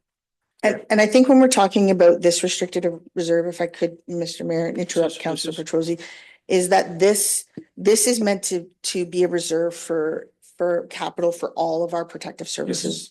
So fire trucks, new fire hall, whatever the case may be. So that's why when we're talking about how much do you want to budget for versus how much do you want to put into reserve for other things, right? We don't want to be in a situation where we're again pulling out reserve to operate when we know that we don't have enough money to do the capital work that needs to get done for fire and bylaw. Like we don't have any money to replace our dog pound. You know, we don't have any money to build a second fire hall, which we're going to need very soon if we continue to see the growth in industry that we're anticipating, right? So there's a lot of those things that are really unfunded. And so if council chooses to budget for the full 17, and again, council, you're not losing positions, they're still contracted. I get it. We're just not putting it in the budget. This is something that other municipalities are doing because they have not been at full strength for years. And Councillor Baxter, we have not been at full strength for years. So the other thing that we have to also too, you've touched on it, we're seeing growth in the community. In the next 2 years, we could see 450 to 500 new people coming to this community. And we could that's very realistic with the way things are going right now. So I think for myself, I'm going to go with option 5. That gives us the 17 that everybody is comfortable with and the restricted reserves in case we ever get lucky and it happens again. So, and we actually end up getting them, or like you say, then it can be used for other protective services along the way. I think we have to look forward to our growth rather than just having that carrot in front of you dangling on that stick. You got to look a lot further than that. Merit is moving and we're moving quickly, and we're being noticed by not just BC groups, but we're being noticed by nationwide groups. So we're going to see some substantial growth here. So I think staying at the 17 and, you know, we heard a lot at that, but at the 2 meetings, but most of the conversation was the fact that we need to keep at 17. So Councillor, I had one more thing. Sure. Just how you ended number 5, remain at 12% tax increase. Aren't we still discussing getting that lower though? From closing the pool and some other things? Are we not? that's not the end of budget. That's just. No, I'm just saying, no, I just remain at 12% tax increases. So I just So want to what- make sure. What that means is we're gonna bring you at the next iteration, which is the next meeting, the next council meeting, a budget that has no cuts, because this was the cut that you suggested. This includes the pool one day. So if council wants to change that at the next budget meeting and find other things, services that you want to cut, then that's where we could get below but 12. But right now, if we keep the 17 and there's no other cuts made, then we're at 12%. Okay, I just wanted to Yeah. get that But we clear. also, Thank you. we also have the CPO coming out Right. as well. Right. I mean, that's coming out, and that's the RCMP wanted that removed. So, They wanted the building removed. yeah, still, but that's coming out. That was a budget situation. So Yeah. that is coming out, and something, again, we'll look at it when it comes. Yeah, there's no actual cost savings for the building I because we understand still have to that, pay for but a it- building, yeah. but yeah, so ultimately you're in a position where right now you're still at 12%. Yes. Anything you decide going forward could potentially bring the tax rate down, but right now we're at 12% with the level of service that we've always had. Councillor Etcher. I think I had let this on from before, but yeah, number 5, I said it earlier and second time, you said it a few times. I'm just trying to copy you. It's imitation, sincerest form of flattery. really. Councillor Charney. Okay, the difference between 2 and 5, we're not cutting officers, we're not reducing our number that we want to get to. All we're doing is reducing taxes by 1.6%, putting money in a protective reserve. Number 2 and number 5 both put money into a restricted reserve for protective services. That does not mean it is going directly into the RCMP, as the CEO said. This could go into fire trucks, anything. So just because you pick number 5 does not mean that all of that money that you are going from, continue from 17, but paying what you are now, does not mean that money will help you when it comes to an RCMP situation. But number 2 decreases the taxes. And that's what I have heard by phone mail, by email, by personal contact. People cannot afford another 12% tax. It is affecting them financially. They can't do, you know, their groceries. They're going up to No Frills and buying their 30% off vegetables. And they're having to make changes like that because they can't afford another 12%. So I personally, because we are not reducing any number of RCMP, all we're doing is budgeting for 15, which we already have. We have 14 actually boots on the ground. So you're budgeting for 15, reducing taxes and putting money in reserve. So, you know, continue to budget for 17 and then put this in a reserve, it doesn't necessarily mean it's going to go to the RCMP. I can't do that. So I'm number 2. I'm the only one out, but that's where I go. Councillor Baxter. So all the people I've talked to, they want data, since they already have data saying what we have this year. They said stay at the members. And then next year, if it's still 14 members, they're like, yeah, sure, drop it down. And they're fine with it because we have data, because they are just going off the numbers we have this year. They need more consecutive years of data that shows that we do not have the full accompaniment. So I will give you that data. And it's the data that's existed for years. The detachment has never had more than 15 members. Yeah, but the citizens Never I talked had to more are than fine 15 with members. 12% as long as we have another year's worth of data. So I'm gonna. There's, go with- so just to be clear with say. people, we're not cutting members. Yeah. We're cutting what you're budgeting for. The contract remains at 17 members. And if 17 members become available to us, we will take 17 members because that's what's contracted to us. There's no change to the contract. We will have a detachment of 17. However, our detachment has never actually had 17 active members. So in 2020, when it went from 15 to 17, it had never had 15 active members. Right? Detachments are not, there's no detachment that has in recent memory been at its full capacity. So that is the question. Do you want to pay knowing that we have not been in the last 10 years at full capacity? And there is no indication from anywhere in the RCMP that we will be at capacity, that we will be at our quota of our contracted strength of 17. So as Councillor Charney said, don't think about it as people saying we need to be at 17. We are at 17, but we don't have 17 members and we're not going to have 17 members. So you make a decision based on what you want to budget for, not whether or not we have 17 police officers, because our contracted strength stays the same, but we're not going to have 17 police officers. If it miracle happens and Depot produces 3 times the number of cadets they're currently producing, maybe, but that's not going to happen.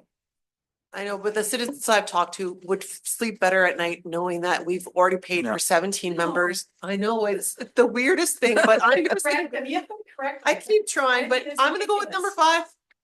Councillor Egan. Oh, brother. Okay, yeah, no, I didn't leave it on by accident. I just want to make sure. So we're still always gonna have 17. They're going to pay us for 17. No, we're paying. We're paying But for then we get it back at the end of the year for surplus. And you can put it in a reserve. It may not. Yes, We don't actually pay, no, right? So but wait a minute though. So when you said it's going to go into a reserve for protective services, yes, that includes RCMP, it includes fire department, it includes. All be used by fire department. You don't. But- No. But it would have to go. No, through council. microphone, Paul. Yeah. Thank you. You're gonna speak, the microphone's gotta be on. But it would have to go through council to be used up. So we would get the final say of where these, right? So it won't go to it may go to the police. Who knows? I don't like the way he said that. It won't go to the fire department. But no, I'm just saying but we're gonna have the final say where it goes, right? So. Some council will have the final say. One day. The majority will, yeah. Yeah. Councillor Richard. The other thing that, even if we don't put that surplus, if we're not paying for the 17 in, even if it's not a protective reserve, even if it was in general, last year we had a number of expenses that were unforeseen. Like one of the mobile home units had some damage in it that wasn't insured because the deductible on the commercial insurance is so high. We had the lightning strike where some equipment was damaged. There was unforeseen expenses. That's why instead of 400,000, there was only 50,000 overage at the end of the year. Like we have to think about things like that as well. Well, the other thing we have to talk about is the past 2 years, we have had to do retro pay of almost $500,000. Yeah. And then we will again. A lot of people are not aware of the fact that every community in Canada has to do this exact same thing. How that is allowed to happen, I have absolutely no idea. I'll make it my mission this year to talk to federal government about the 70-30 model. It no longer can exist. If it continues the way it is right now, we will actually have to start cutting bodies in 2 or 3 years. Because this budget will be over 50% going to RCMP. And that's not the RCMP's fault. but the 70-30 model does no longer work correctly. And we cannot continue to watch this growth. Like I said, in 2008, it was 1.7. Today it's 3.5. 12 years later. And all the more reason to put that motion for Silga, which is due by the Yeah. 28th. I'm just saying that we have to have, this is becoming a problem that is all communities are starting to deal with and have to deal with is the cost of RCMP rising. And that's not the RCMP's fault. That is just the way it is today. But we have to have the funding model has got to be completely different. Which is another reason why I support the number 5, so that we're budgeting for the 12 and that we have a bit more money in the reserve account for that, which is why Councillor Baxter is so passionate about it as well. And Fabulous. And so I just want to say the difference, the reason we're recommending a restricted reserve versus it going into the general reserves is because we want to make sure that we have, not all of our general reserves can be used for everything, right? So we have to make sure that we're earmarking specific money that we may not be able to get grant funding for. So we want to make sure, like building a new fire hall, there's no grant money for that. So we need to make sure that that money doesn't get spent in general reserves on something that we could use other reserves for. We just we're really recommending the restricted to really hold this earmarked for these types of services, because it's going to be very hard for us to finance them through other sources. And we don't want to waste this opportunity to make sure that we're ready to go when the demand comes. Councillor Hogan, for the final question on this. Thank you. So I just want to see this from the perspective of budget allocation. It is imperative that we budget for what is needed. So I don't feel that there is a need to budget for 17 people. So it's specifically with all this staff uncertainty. So there is not likely that we will get to that part. So I feel like if there is a way that we can just budget for what is needed and present 1.6 reduction in the tax for our taxpayers, that's gonna have a good incentive for them. Thank you. Okay, I need a number. Where does council want to go? Somebody make a recommendation. Okay, so let me run this through. We have a recommendation that council direct staff to include number 5 in the 2025-2029 financial plan preparation. Let me read number 5. 5 is continue to budget for 17 members, and any surplus would be placed in a restricted reserve for protected services, remain at 12% tax increase as we continue with the budget, and we're not finished it yet. I need a mover. Councillor Petrosi, Councillor Egan, all those in favor? Opposed? Carried. Second recommendation, that council receive the February 6, 2025 municipal budget process what we heard report of the Chief Administrator's Officer for information. I need a mover. Councillor Hogan, Councillor Petrosi, any questions? Questions? Councillor Baxter? No, sorry. Okay, Councillor Charney. Yeah, I got a whole bunch here. First of all, I have a real hard problem with what we heard. No one asked me what I heard from the citizens. We weren't asked to fill in a form of what we heard. No one asked me to report on it. A lot of the concerns I heard are not on here. One of the biggest concerns were the citizens wanted to see where the money is being spent, not just being cut. They wanted to see where their money was going. And that was a big concern. They said they couldn't see that. I mentioned earlier that 12% cut would hurt them financially. It would affect the quality of their life. Several times I heard cut city staff, the redundancy and efficiency, look at that. Look at cuts to individual departments, see where you could cut make it a tighter budget. Look at programs and services provided. Close the pool on Monday was pretty well consistent. And I'll go back to, we had 70 community members. That's 1% of our population. A acceptable internal survey has between 10 and 30% of the population. So we needed 700 people to have a real consensus of or for credible input. And another thing, there wasn't enough detail for the people that spoke to me. So Councillor Charney, when we're talking about where our money goes, the budget process is wide open to sit here and listen to it.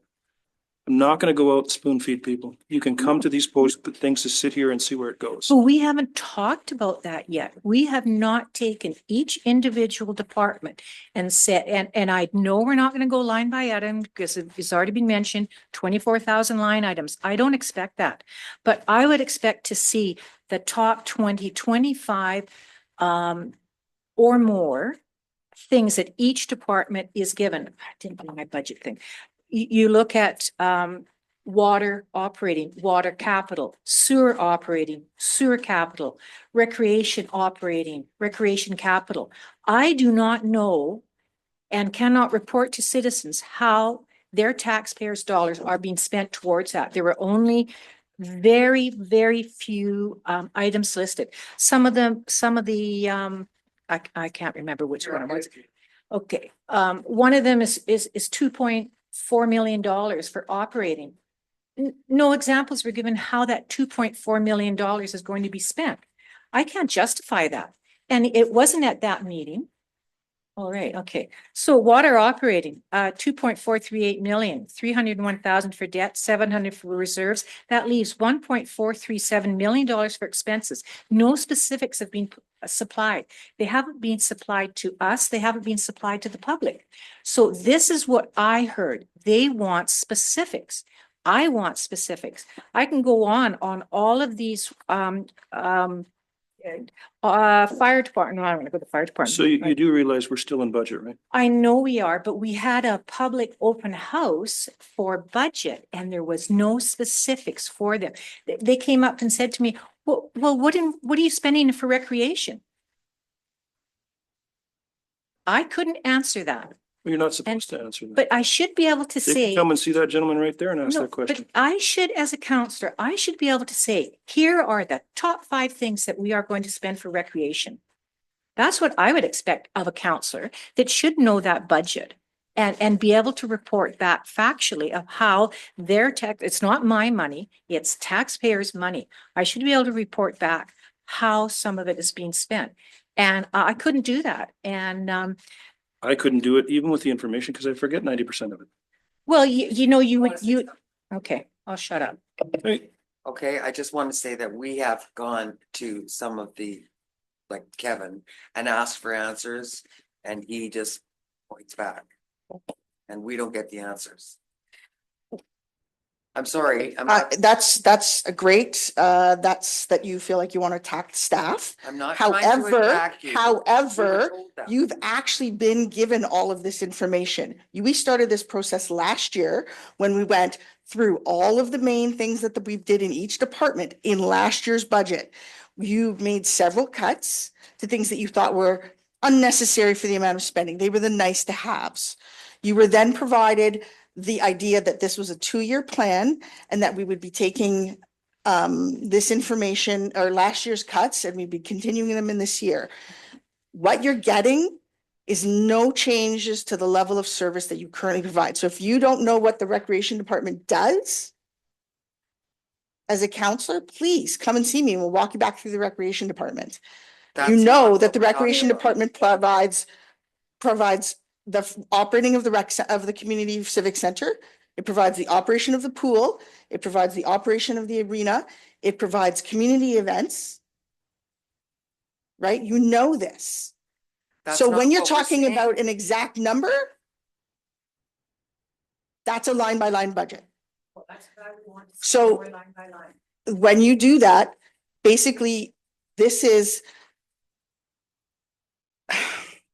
the mayor's right. People can come and listen. They can look at these things online. Our budget is provided online. It is a public document. Our audit is provided online. It is a public document. So when you were at the meeting yesterday and they talked about the 20% versus the 60% versus the 20%. So the 20% loud, the 60% who can just, they're good, and the 20% who are really supportive. What you're hearing is that 20%. It is It is a huge financial cost and human resource drain for us to go back to zero-based budgeting, which is essentially what you're asking us to do. That is hundreds of hours of work, hundreds of hours of work. You have a CFO who is extremely qualified for his job, and to suggest that we're not providing you an accurate budget or the information that's required. You had all of this last year as an educational piece. Budgets are not done year to year. They're not one-offs. The information you got last year pertains to this year's budget. And so you have to take all of that information for the entire time that you're a counselor and integrate it all into one large package of knowledge. So when we went through this last year, it was to tell you and to give you that information about what departments cost. However, we heard you that you didn't feel like we were sufficiently providing you information. So Kevin is actually providing you with a report on the 28th, which I believe I told to a couple of you already, that on the 28th, you will get a similar report to what you got last year. And we asked, I have told you guys that. And you're in here criticizing the work we're doing without listening to the responses that we're giving. I am not criticizing. Yes, you are, Okay. Councillor Charney. Okay, I'm not. let's calm down here. I don't want to be here Could till I midnight. explain No. something on here? So just calm down. Everybody calm down. Take a breath, please. Okay. Let's keep calm here. So, Councillor Egan, are you done? I guess I am. Councillor Hogan, you're next. Thank you. I can handle budgets any way you want, from line to line if you want, starting from zero. But I share that sentiment. I don't think that we have received enough information compared with the prior years to handle and to make sound decisions. So I feel like if the majority wants line by line, we have to get line by one. You will have to provide a bigger budget for financial services. Councillor Charney. Recreation, Culture, Services, Capital. They listed from last year, items that were grant contingent. I assume you are still applying for the grants. Some items were listed in two different areas. Some were listed under capital and then under community safety projects. We have two items that were highlighted. They were not listed in last year's budget for 2025, but they're on this year's budget, I assume. And this is why I would like to have an update. We have 5 items that were listed in last year's budget for 2025, but they were not added to this year's budget. So where is the carryover? So, you know, I have gone through every piece of information that you have given us. I also sent a letter. 3 of us sent a letter with questions because I could not follow from this document to this document to this document where the money flow went. I could see where, yes, we budgeted that, it was spent. Then I couldn't follow some. It was awkward. I'm not criticizing. I just need more information. It's taxpayers' dollars that I am responsible for. I ran on transparency, and this is not, in my opinion, it's not transparent. When I see 2.4 or no 1.4 million on no We have specific. budget to go. We can bring this up during a budget situation. I mean, this was just to be gathered as information. So obviously we've got a problem. So let's bring it to budget and we can talk about this as we still have budget to go. Okay. This is what the staff heard and reported to me so that you would have this information as counselors to add to the information that you gathered in your discussions with people. Right. So that we could provide you what we heard so that you can include that in your understanding of what people were looking for. We still have plenty of time to go on. So did we get a mover and seconder for that? All those in favor? Opposed? Thank you. All right, moving on. Municipal Development Corporation feasibility study. We have 2 recommendations. That council receive the Municipal Development Corporation feasibility study. I need a mover. Councillor Petrosi, Councillor Baxter. Any questions on that one? Oh, I'm sorry. We have a I didn't see that. We have a presentation. Oh, excellent. Sorry, my mistake. I did not see that we had a presentation. Look at you. Yeah. Look at me. And I was going to close you out early. Well, I am not going to be asking you to spend any money tonight. But good evening nonetheless. My name is Tywin. I'm a senior project manager with Urban Metrics. Last time I spoke to you was here in early December. We had a pretty lively workshop. I'm going to assume that every council meeting is not as lively as that was, and tonight we're not going to go through everything to the same degree that we did then, but this presentation is a culmination of the feasibility study that we started back in the late summer, early fall. So we've been working towards this point for a while. I'm going to run through kind of quickly the project and the process to get here, but I'm going to begin with the bottom line up front, which is that we were tasked with evaluating whether it was feasible for the city of Merritt to create an external development corporation, and our opinion is we've identified two options and both of them are internal in nature. So the answer is no. At this point, we wouldn't recommend creating an external corporate body to deploy the housing funds that you do have. We have identified two options moving forward, and staff have taken those two options and made a recommendation to you. So perfect. So since we last spoke at the beginning of December, we've completed the stakeholder engagement portion. And just to clarify, this didn't include a public engagement portion at this point. That would be something that happens, once a motion to move forward has taken place. And so now, I'm here presenting our assessment of the options to move forward. Slide, please. Perfect. So summarizing the stakeholder engagement process, generally, there was support for a more active municipal role in housing development. Some of the shared goals that came up from many parties, including in the conversations we had, were improving access to housing, supporting economic development, enabling community organizations, investing in the community, and enhancing the city's long-term financial outlook. And I just want to also be super clear here that this was, again, consistent from everyone. We're not trying to impose any additional costs on taxpayers. There is housing funding, and it was pretty clear to us in our mandate that these are the assets that we have to work with, and that's kind of the scope of the exercise. So we heard that staff resources need to be managed carefully to take on more development work and leverage external expertise through consultants, through contractors. Financial considerations include maximizing value for money, ensuring no cost to taxpayers, and organizational considerations, providing clear direction and decisive action, and mitigating any potential administrative or startup costs so that all the money that's currently available is spent on housing and not on creating an entity to deliver the housing. Next slide, please. So I showed you the slide before. Now we can kind of answer some of these questions, and a lot of those answers were echoed in the conversations that we had. So again, those objectives included delivering attainable housing, supporting economic development, and supporting the city's fiscal health. So the consensus did kind of settle in our conversation on more active role than the municipality has historically taken, but without taking on too much additional risk or requiring too much investment in the organization to save the money for, material things that we can speak to and show.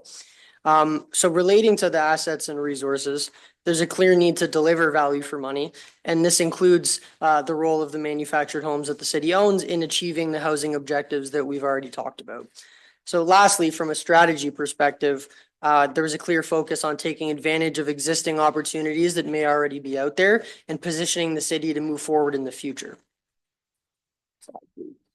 So you may remember at our last presentation, we discussed kind of a full spectrum of municipal roles in development, and we kind of honed in on the left side there on the facilitator and creator roles. Next slide, please. So this would see the city of Merritt kind of continue to undertake its land use planning, its zoning, its infrastructure delivery responsibilities, but extend slightly further to making strategic municipal properties available for development, creating a vision for development of those sites, soliciting community feedback, and then using expressions of interest and requests for proposals to identify developers or other partners to actually take those opportunities and turn them into a viable project. So given this understanding of the types of activities that we see the city participating in, I'm going to walk through a couple of the opportunities that we assessed in the feasibility study and explain how they factored into our recommended options. So firstly, the municipally owned property across from the Rail Yard Mall, it's an attractive development opportunity. It allows for various types of development and it aligns with a whole bunch of goals, the housing, economic growth, supporting the businesses in the downtown. And, you know, it's currently a vacant parcel. Its assessed value has been static for a long time and there's an opportunity to deliver something of more value on the site.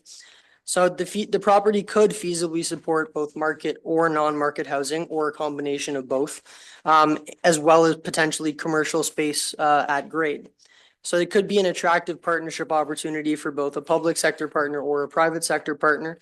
But with the right internal approach, this opportunity can be realized without creating an external development entity. And this is something that I'm going to come back to in talking about the other properties, which is that we were looking at each opportunity in terms of what is needed to realize the opportunity here.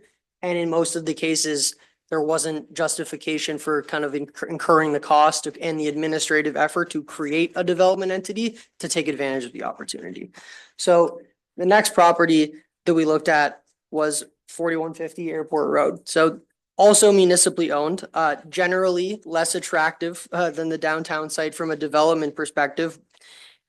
Partially because it's constrained by its proximity to the airport and the regulations and height restrictions that come with that.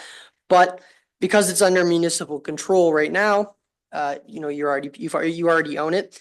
It could provide a wider range of housing options or be a flexible use as part of the city's use or sale of the manufactured homes. So regardless of the outcome and the potential uses, the property didn't warrant the creation of an external development entity. Perfect. So lastly, we looked at a property that's not owned by the municipality, but it came up during our conversations with stakeholders. So 1898 Blair and 2352 Kilchenna were purchased by the Nicola Valley Food Bank, and their intention was to create a kind of made in Merritt version of the Under One Roof Community Hub in Squamish. This facility in Squamish is seen as a strong example of collaboration between community organizations and various levels of government. And most importantly, it's able to address kind of several key issues in one project, which I think is what makes it attractive for a lot of municipalities. I know that Merritt is not the only city that's looking at it. So it was a partnership between the Squamish Food Bank, the District of Squamish, BC Housing, and a variety of community organizations. It was delivered kind of immediately pre-pandemic. It cost approximately $7 million to deliver, with some $600,000 came from the District of Squamish. As a result, it was a huge example of the food bank services. It addressed the need for community and transitional housing, and it includes opportunities for community employment as well as housing offices for local community service providers. So an opportunity like this in Merritt, while there's a role for the city to impact the project positively, it would be, you know, as a partner. It wouldn't be acting as a developer in your own right. So it's an opportunity to provide value and make the project better, but not necessarily a good opportunity or warrant creating an external development entity to move forward with. Slide, please. So to summarize, the city will likely partner with nonprofits or other public sector entities. It'll potentially explore partnerships with private developers and look to maximize the value of manufactured housing units, either by using them effectively or by selling them. So to accomplish this, you have residual housing funding, you have the 31 manufactured homes, you have obviously staff time, you have the ability to engage consultants or contractors, and the ability to leverage the resources of any organizations that you partner with. The timeline is also important. As you all know, you need a plan that includes either divestment or the use of the manufactured homes and potentially identifying project partners to be in place by 2026. So based on everything that we've discussed today that I've just kind of run through here quite quickly, we've narrowed down the potential options to 2 in our report. So the first option that we considered was the creation of kind of the building up of an internal municipal department that would be dedicated to housing and development. So this would be within the City of Merritt's existing organizational structure. This department would be led by a director or manager and supported by 1 to 3 staff members specializing in project management, housing policy, and stakeholder engagement. The department would oversee the deployment of housing funds, coordinate municipal housing initiatives, and manage partnerships or other contractual agreements with developers, nonprofits, and other stakeholders. The department would, as in any other municipal department, report directly to the city's leadership team and council and handle the project planning and delivery aspects, including identifying development opportunities, preparing budgets and proposals, negotiating agreements, overseeing construction and operations. These are the type of things that a housing department at another municipality would engage in. So because this is an internal department, it would need to engage and collaborate with external consultants and other contractors to undertake tasks that fall outside of the typical municipal activities. So one consideration that I would like to make clear is that for an internal department to navigate these opportunities effectively, it'll need to be empowered to undertake its work with a degree of independence and return to council for approval to maximize the value of these project opportunities. The real estate industry tends to move quite quickly, and this has historically been a challenge for some internal departments. So the second option that we considered was the creation of a housing and development commission. So the commission model is often used at a district level for economic development initiatives. It can enable multiple parties to come together. So in across British Columbia, as well as in Ontario, probably provinces across Canada, sometimes multiple municipalities within a regional district will form a commission for economic development at the district level. That's kind of a typical example. It can also be created by a single tier or lower tier municipality. So a commission would report to council and receive direction on overall strategy, but it would be empowered to solicit its own advisory services from subject matter experts, integrate perspectives through citizen representation on a board, and operate at arm's length from council. So the commission would be governed by the board that seeks to meld the perspectives of the municipality, community organizations, and private sector members on housing and development. And this gives the opportunity to contribute skills in areas that maybe the municipality might lack. These can include real estate transactions, planning and development, construction, and project management. So a key consideration for a commission and for making this recommendation was that it gives the ability to bring in external expertise on the board in an ongoing capacity and not limited to a consulting contract.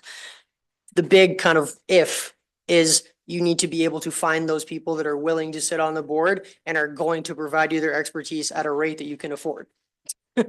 And if you can't do that, you've created this whole entity and structure and gone to all this effort, and you're not going to actually be able to retain the value from it. So, they're a bit of a poison pill. So really, those were the 2 options that we identified as being fitting within kind of everyone's comfort level and being suitable for the opportunities that we evaluated. I've outlined the 2 recommended options. I'll briefly discuss the potential next steps from my perspective.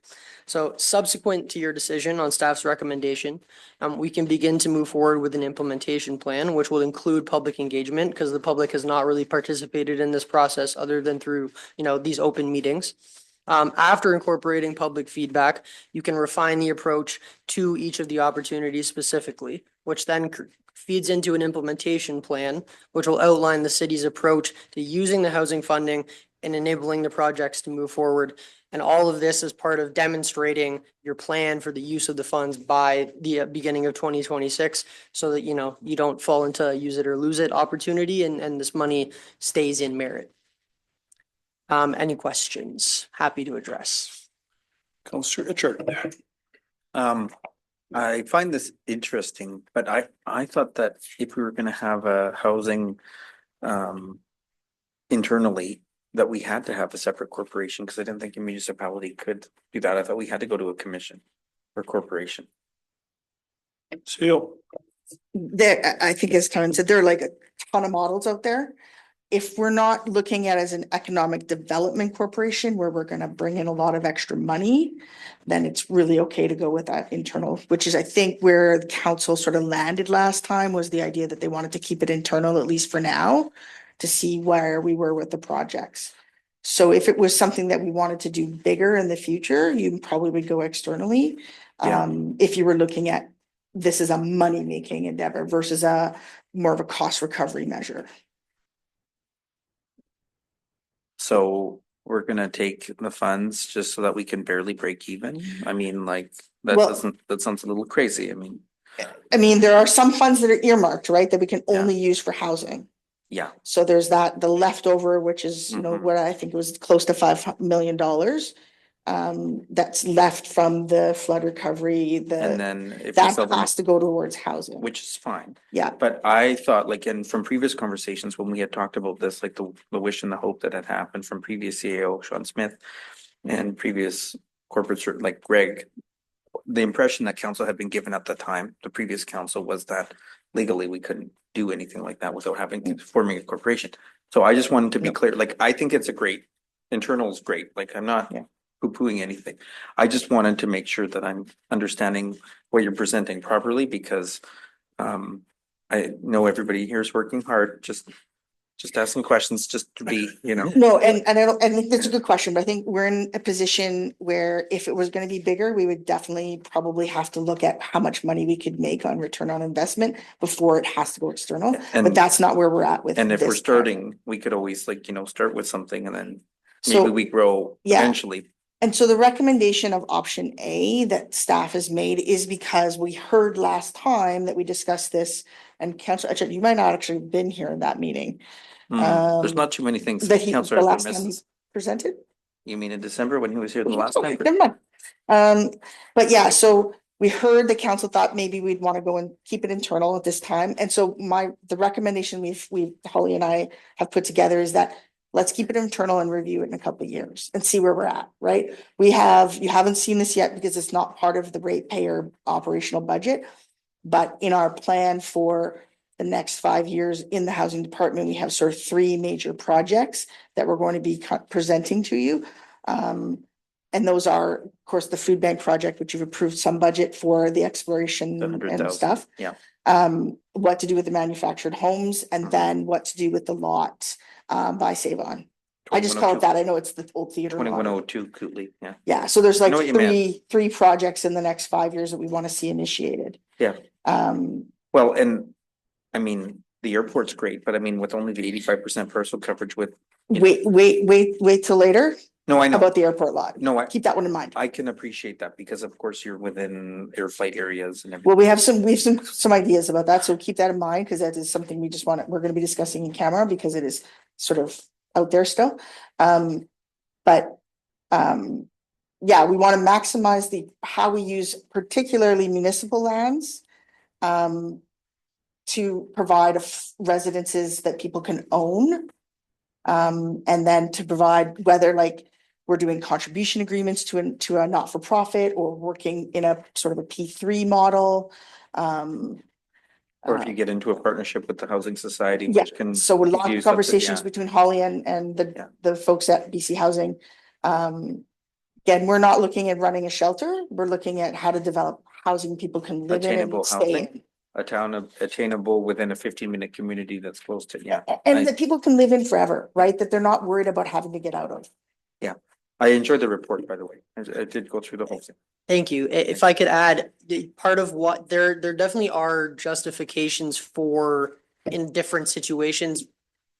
Creating an external corporation, it often comes down to revenue generation, as the CEO said, and risk mitigation. And part of why I ran through those opportunities was there aren't necessarily the opportunities for the scale of revenue generation or the size of risks that need to be mitigated that warrant going to the lengths of, and I've worked with municipalities and they've spent as much as the district of Squamish spent on the Under One Roof project just to create the corporation itself. So it is, you need to feed the beast to a certain extent. And until you can get kind of that book of business almost going, it can be hard to justify. Councilor Petrosi. So the under one roof in Squamish, their population of 27,000, how does that sit with if we want to try to copy their, and their pre-pandemic cost was 7 million, you know, we're talking probably 15 million for that same building now, like it's going to be a money pit. Like, how can we afford? Do I know more? Go ahead. You know lots. No, go ahead. Like about this particular project, well, you know lots, Tyron. I mean, let's be honest, but, so it's not about us being able to afford it.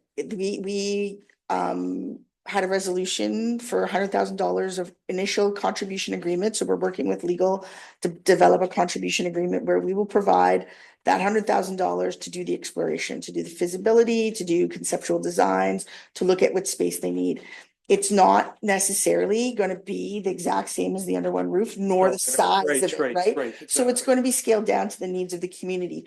You know, Holly's working very closely with BC Housing. I think she met with them today about some of that, the housing that could go on there. But so we're looking at to be a facilitator in this process. We're giving them that initial impetus to get started and to have the tools that they need or the information they need to start actually applying on grants.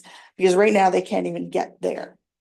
Right. So if we're going to see an increased size of food bank, if we're going to see, you know, some smaller scale community housing, you know, above the food bank, and they have some visions of beautiful things that I think that you'll see at that under one roof when you go at the end of the month, but it's not going to be the same scope. And so I'm with you, like that project probably would double post-pandemic. But we're not looking at a $14 million project, I don't think. But we're just at this point just facilitating them getting started. And so we've made no investment beyond that. We're going to help them with conceptual drawings and exploring what we have to do to move the utilities that go right through the lot. And for the internal housing department, it says funding will come from the provincial government through the Treasury Board funding. Is that true? Like, this is government now, like things could change next year, it's just, I can see us adding positions. Are we actually going to be on the hook for them down the road, or, so, you know, are the Treasury Board going to be funding this all along? Like, just kind of worried about creating more positions. Yeah, so this is actually the remainder funding from the post-flood housing project that didn't get spent. So, and then so that's where that funding comes from. So it is an amount that we currently hold, and if we have a purpose for it, they won't take it away.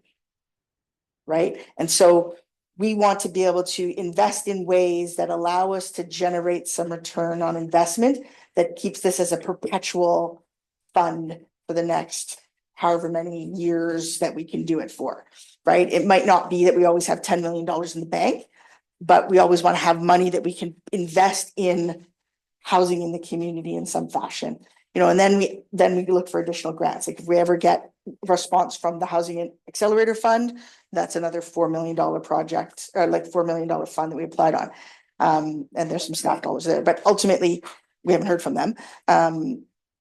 So the idea being with the internal is to be able to leverage the resources we have internally to support that housing department rather than having it go outside and having to rehire an executive director and a board and, you know, other staff, administrative staff, right? Like that, we have payroll and we want to keep that. So we can leverage what we have to minimize those costs. But ultimately we have almost $5 million of that Treasury Board fund that we can use at this point to move this project forward through staffing and through consultant costs. And legal, you know, those things that we have to do. We built that into the budget that we presented last year for the 2-year pilot project.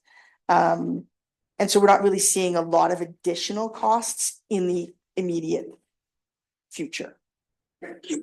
Councilor Hogan. Thank you. So we are talking about two options here. So two options on the table, the Internal Housing Department and the Housing and Development Commission. So with either option, and that's a question for you, with either option, I feel the need of working with different strategic partners, naming First Nations organizations, naming private lenders. Based on your own experience, would that be more appealing for these strategic partners to deal with the in-house department or the commission?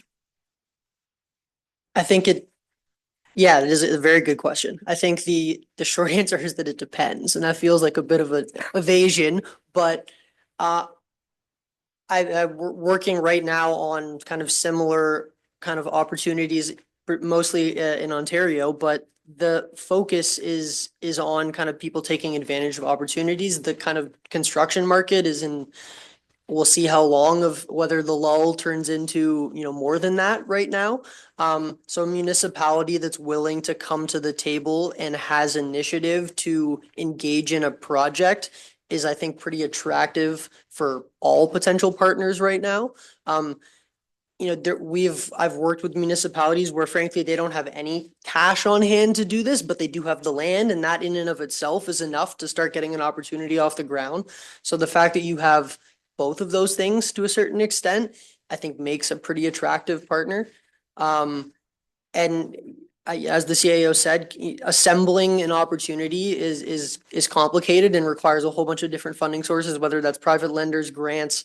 That's going to be the reality for the majority of these, is that there's going to be a lot of background work in kind of bringing the team together that actually makes it possible. But I think there are definitely some attractive propositions, and that is part of why we don't think there's a justification for, creating an external body, because the opportunities are there already.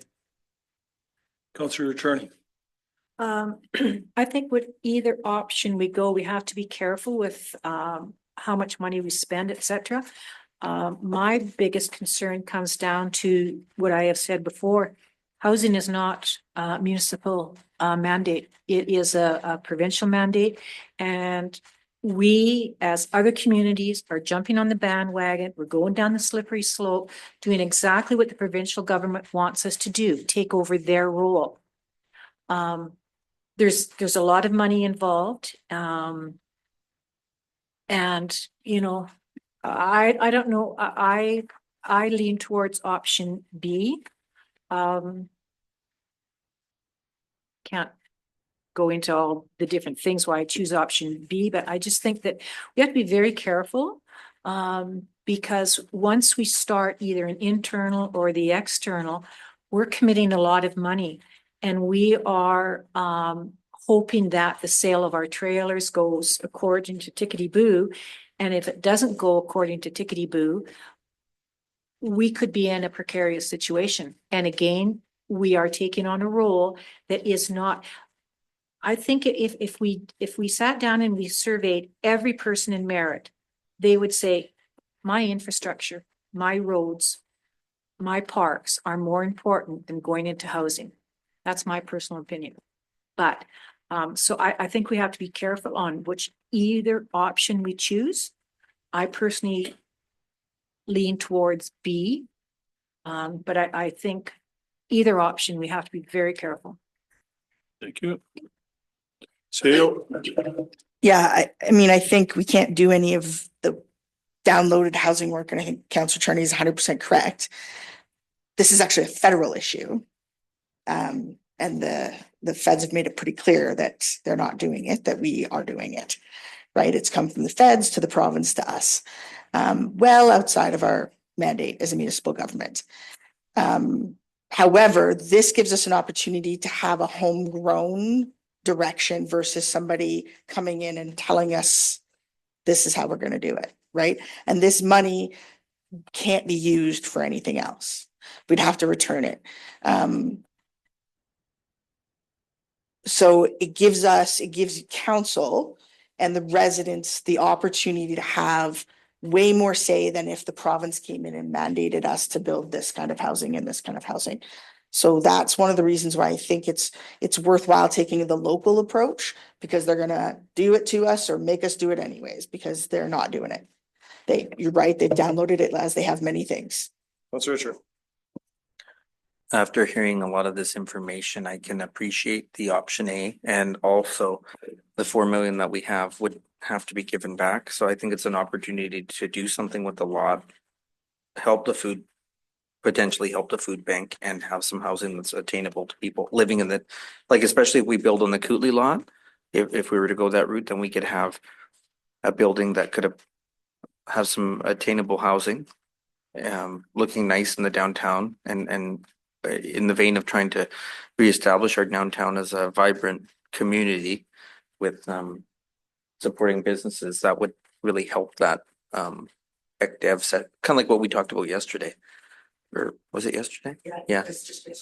It feels like it's Friday already. Or maybe just because today's been 28 hours already. But I just think that it kind of goes with our vision of economic development with housing that's like it hits a lot of boxes. And then we don't have to give back the money. That's me neither. Well, no, it just, I remember what it was like having to have this computer on at 9 a.m. and 5 p.m. to get a flood update and beg and whine for the money and hope and pray that it came. So now that we do have the money, you don't want to give it back. And if we can make something nice out of it, it would really be a nice, like watching the bridge get rebuilt was pretty emotional for everybody. So anyway. Councilor Rogan. Yeah, so I think that Councilor Charney raised a good point. We have something tangible, not only one, but two: money and land. That's not every municipality may say that. So we have to be careful. What are we going to obtain from these two options? So I believe that option B balances municipal oversight with the flexibility to leverage private and non-for-profit partnerships. So I would go for option B. Councilor Baxter. I'm leaning more towards option A. Like, option B sounds great that we have more oversight. But if we're hindering the people in the housing department and slowing them down, the process will take 10 times longer and might cost way more. Jill. I think the big difference between the two is, as you know, we kind of just heard, was that you get oversight in both places, and it's how flexible we are, right? A commission could be more flexible in some ways, but if we can't fill that board, then it becomes problematic, right? And if we're paying for that time, imagine a lawyer is a minimum of $400 an hour. And you'd hope they give you some break, but they might not. I don't know, right? Like, so we're talking about the cost of the setup. So that's really the big difference in this situation is, do we keep as we are with the idea that we might have to hire a couple more sort of more frontline staff around administrative work? Or do we invest upfront for the commission? And that's a decision about how you want to spend that money. I think either one is a good option and provides us the flexibility and oversight. And it's just whether or not you want to spend the startup monies for commission. And I think you said it probably $500,000 to $600,000 with legal fees and all those things. So, Councilor Egan. Yeah, just listening to what everybody has to say here, and my own experience with being involved on a commission is that commissions are, especially in small towns, tend to be volunteer. And I mean, yes, there's startup fees and all the rest of it, but I think that it's going to be it'll probably take a lot longer because there's people taking time out of their regular lives and to try and get everybody to meetings on a regular basis in this town, maybe in other towns too, but my experience in this town is it's like pulling teeth. So I would tend to go for option A at this point, just while we're in the feasibility study stuff.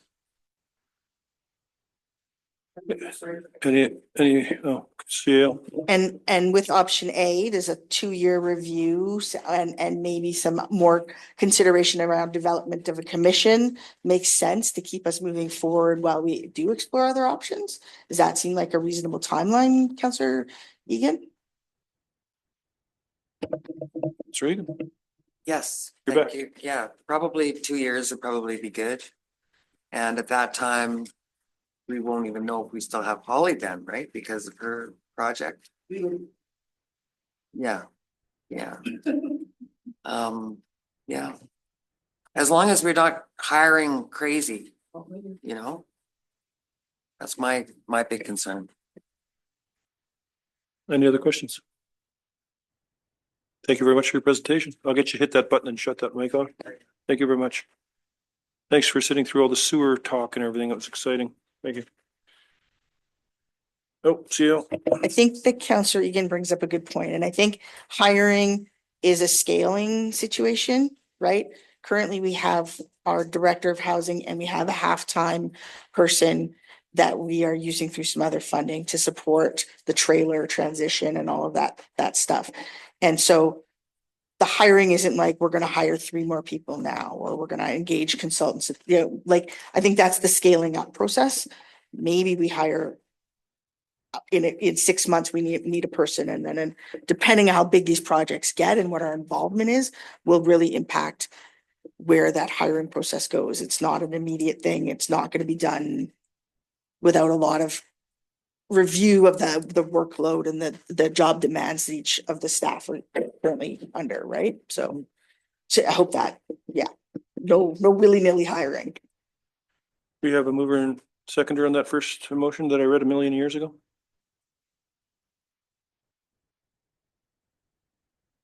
You know what? I'll read it again.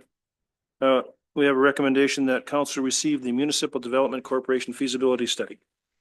Councillor Etchart, Councillor Egan. Any other questions on this? Those in favor? Opposed? Carried.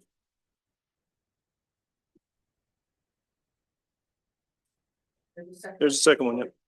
Recommendation that council approve option, well, hold on a second. That council approve option A, internal housing department with an optional external operational review after 2 years from the date of launch. Councillor Etchart, Councillor Egan, any questions on this? All those in favor? Opposed? Thank you. We get that again? All those in favor? It's passed. Thank you. Hey, 8.4 Silga resolutions. So I have to change something here. Recommendation is changed. The recommendation is that council forward substantially in the form attached resolutions to Silga for consideration at the 2025 Silga conference. And so I'll get you explain why we changed that, please.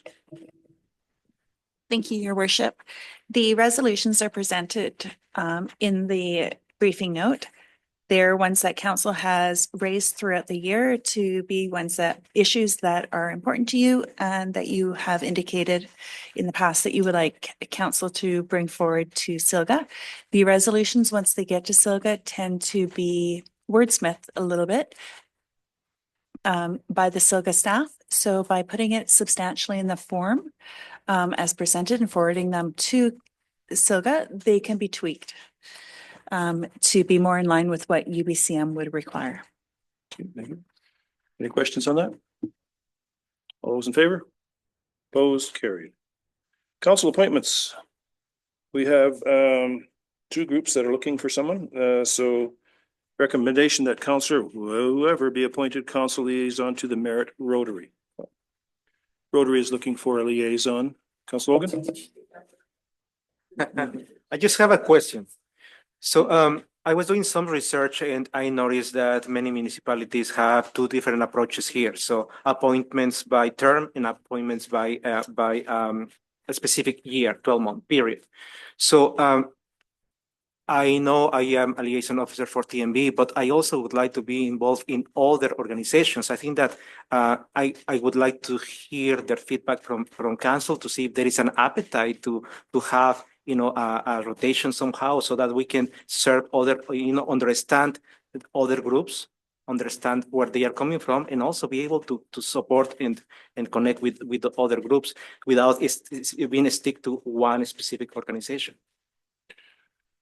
That is viable. I mean, when we started out, Councillor Charney was the transit liaison, which then went to Councillor Baxter. So that I think the opportunity is if a councillor feels that this is something that wasn't their situation, they could beg out of it, or if somebody wanted to get it. I think the only problem is that I think once these groups start to work with someone and they get to know them, they want to keep that person with them because they don't want to retrain somebody every 12 months sort of thing. I could be wrong on that. I could be definitely It's wrong. a good point. So, but I also I think that it's beneficial, fresh eyes You know, when if I joined the Arts Council, that Councilor HR has been in that organization for many years, right? So I can say, okay, how can we approach them? So I have fresh ideas, things like that, right?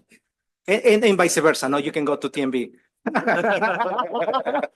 So this is how I feel. I feel like it could be beneficial. So maybe that's something we take to policy to talk about, because this is the first time I've heard of it. I don't think it's a bad idea. I'm not sure how the proponents who actually asked for the liaison would approach it. So who would like to, Councillor Olgan, who would like to be with Merit Rotary? I think they meet. Sorry, can I just say, this is kind of like the educational experience that counselors want to have, right? Like, that's why you rotate deputy mayor. So you all have an opportunity to experience the role and to understand the context in which the mayor has to operate. And I think Councillor Olgan's right. It's similar in that you kind of get to know more of your community and the needs of your community. And yes, not all organizations will fully appreciate that, but it does give the whole of council more perspective. And I think that's fine, as long as the group that we are doing this with understands that there will at some point be a change. Yeah, and maybe it's every 2 years, maybe Yeah, and it's they- whatever, right? Like, And they may say, no, not for us, or hey, that's not a do problem. we even have a policy on this? How we do I it? don't think so. No, so this is a policy we'll get to you. Yeah. So I'm looking for a volunteer. Manuel will take. So recommendations that Councillor Olgan be appointed as council liaison to the Merit Rotary. Councillor Petrosi, Councillor Laughing Boy. That's not eyebrow. Yeah. Councillor Etchart, any questions on that? All those in favor? Opposed? Thank you, Councillor Organ. Recommendation that Councillor Blank be appointed as council liaison to the Merit Country Christmas Society Board. Oh, Yvette. So recommendation that Councillor Baxter be appointed as council liaison to the Merit Country Christmas Society Board. Councillor Petrosi. Councillor Etchart, all those in favor? Opposed? Carried. Note. Notices of motion. What do I always say? Emotion. Notices of motion. And I do have one. And I will probably touch base with the CO tomorrow to make it look a little bit better than this. My motion is that for 2026, we remove grant and aid and stop the grant and aid process and move to a city initiative fund. The city initiative is something we used to have, and that's where people come to us to bring something into our community within our borders, fills our hotels, fills our restaurants, and the money stays within the community. We still stay with the same amount, but then those people would have to come to us, sell us on it. And that's my motion. And I will work with Linda tomorrow to make it sound a little bit more. It's no secret, I've never been a fan of grant and aid, and I never will be. I just don't think it's what it's supposed to be for. And I just will throw that out there. So. City initiative. I mean, that will come 2 weeks from now. And that is up to you guys to, I mean, it's just, I feel one of the things that bothers me about grant and aids is the fact that a lot of the people that I saw tonight, I'll see at TNRD. And they get grants, but they never let you know that they've received double grant, ever. And, well, you can ask, but they don't have to tell you. And the thing also is the fact that with the initiative, then it gets people's minds, you know, how can I bring something to the community? Whereas grant and aid, we start to become, we fund their bit, we become one of their funding models. So, CEO? Sorry, I just want to clarify, so when we start doing some research on this, you're kind of looking at things that are more economic development, attraction kind of. So when we're looking at what other communities are doing and how to propose it, you're kind of looking at attraction kind of things, right?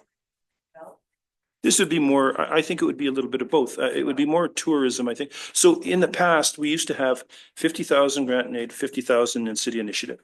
And we would work between the both. City initiative people would show up and city initiative would run all year long. And if nobody came, well, that money went nowhere. But it, you know, and then once the money ran out, that was it. We had some very good initiatives. We had live theater that came through, 13 shows. That's how Music in the Park started, was the initiative situation. Don Chapaya decided it was time to try something else, so she came in. So we did both, but because we're in a financial crunch, we cannot afford to do both anymore. So I'm just throwing it out there that maybe we look at a different model for next year. Okay, just so we kind of have a sense of what we're Yeah, starting to look for. that's all I'm suggesting. So, yep. So sounds to me that it's like similar to the community grant, right? So when you have an idea that you want to, it's gonna benefit the community, I Yeah. will put forward. So I will sell my idea to you and you will decide how much. They it's would gonna be. present to Yeah, council and then we would say, hey, great idea, or no, sort of thing. I think it's worth it- exploring. Yeah. Yep, again, it's there 2 weeks from now. You can mull it over and see what you think. Any other notices of motion? Nope. Yes, no?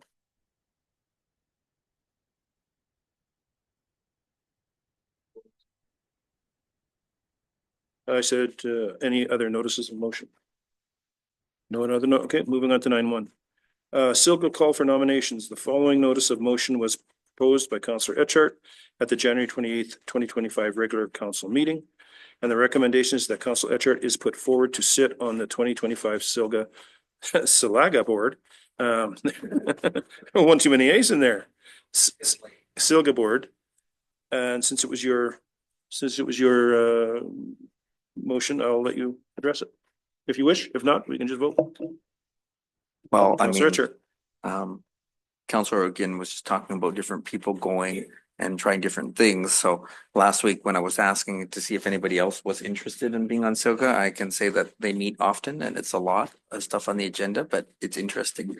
I do enjoy the different liaison pieces that I get to do. So I'm just being cheeky by offering, to switch with Manuel or Councilor Ogan, but you do build a bond with a lot of these groups, and with Silga, it's more interesting each meeting that we have, and we're approaching our upcoming convention, which is great to showcase merit. And I just think that, year one, you kind of see how things go, and then year two, you can get a little bit more active with it. So if everybody is fine with it, I'd like to do that again.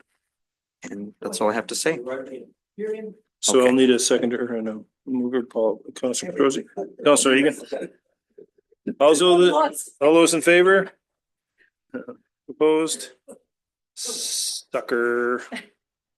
Silga Conference Charity. The following notice of motion was presented by Councillor Etchart at the January 28th, 2025 regular council meeting. Recommendation that council select the Merit Breadbasket Soup Bowl Society as the charity to benefit from the 2025 Silga Conference 50-50 draw. I need a mover and a seconder. Councillor Turner, Councillor Hogan. Councillor Baxter. Can we split it between two charities? Don't think you can. I'm not sure. I believe when we were in the meeting, they were saying that there had to be a designated charity that we had to vote on at the meeting. So, and we have to make sure that it's got an official organization registration to receive the donation. So that wasn't our decision. It was from Silga. So I'd have to speak with Corinne, who happens to be here on Friday. Can I also suggest it's not actually that much money, except for what Councillor Egan gets started, right? Like it's. Well, apparently not at the police thing. They didn't put, yeah, it's not a huge amount of money, and really, quite honestly, the last two conferences, Councillor Egan really amped up the people's giving. So I think it was more than 50-50. Any other questions on that? Or do you want to address it, Councillor? No, I just think that we just have to make a decision of one charity, and then Silga will make a donation on behalf of all of us. So I have a mover and seconder on that, yes? Okay, all those in favor? Opposed? Carried. Reports from council. Be quick about it. Councillor Baxter. I'm getting everybody mixed up Okay, here. on January 29th, I went to the King Charles Medal of Honor for the Merit Fire Chaplain Sherry Peterson. On January 30th, I went to the Public Engagement Open House from 12 to 1 and then 6 to 8. And then February 6th, I went to the Policy Review Committee. It was interesting. I liked it. And February 10th, I went to the Strategic Marketing meeting at the Civic Center. And then right after that, the STUI Steering Committee meeting. Thank you. Councillor Charney. On the 29th, I went to Bonhomme and had fantastic pancakes, compliments of Councillor Etchert. In the afternoon, we went to the King Charles medal presentation to Sherry Peterson, and I think it was a medal well deserved. I think she's given a lot to this community, and she's a great representative. So it was well deserved, in my opinion. Attended the open house in the afternoon session and evening session on the 30th. On the 6th, policy review, and on the 10th, attended the marketing, which it was quite interesting, the marketing session. So that's it. Councillor Egan. Yes, I did all the same things that Councillor Charney did. Yeah, absolutely everything the same. Yeah. thank Excellent.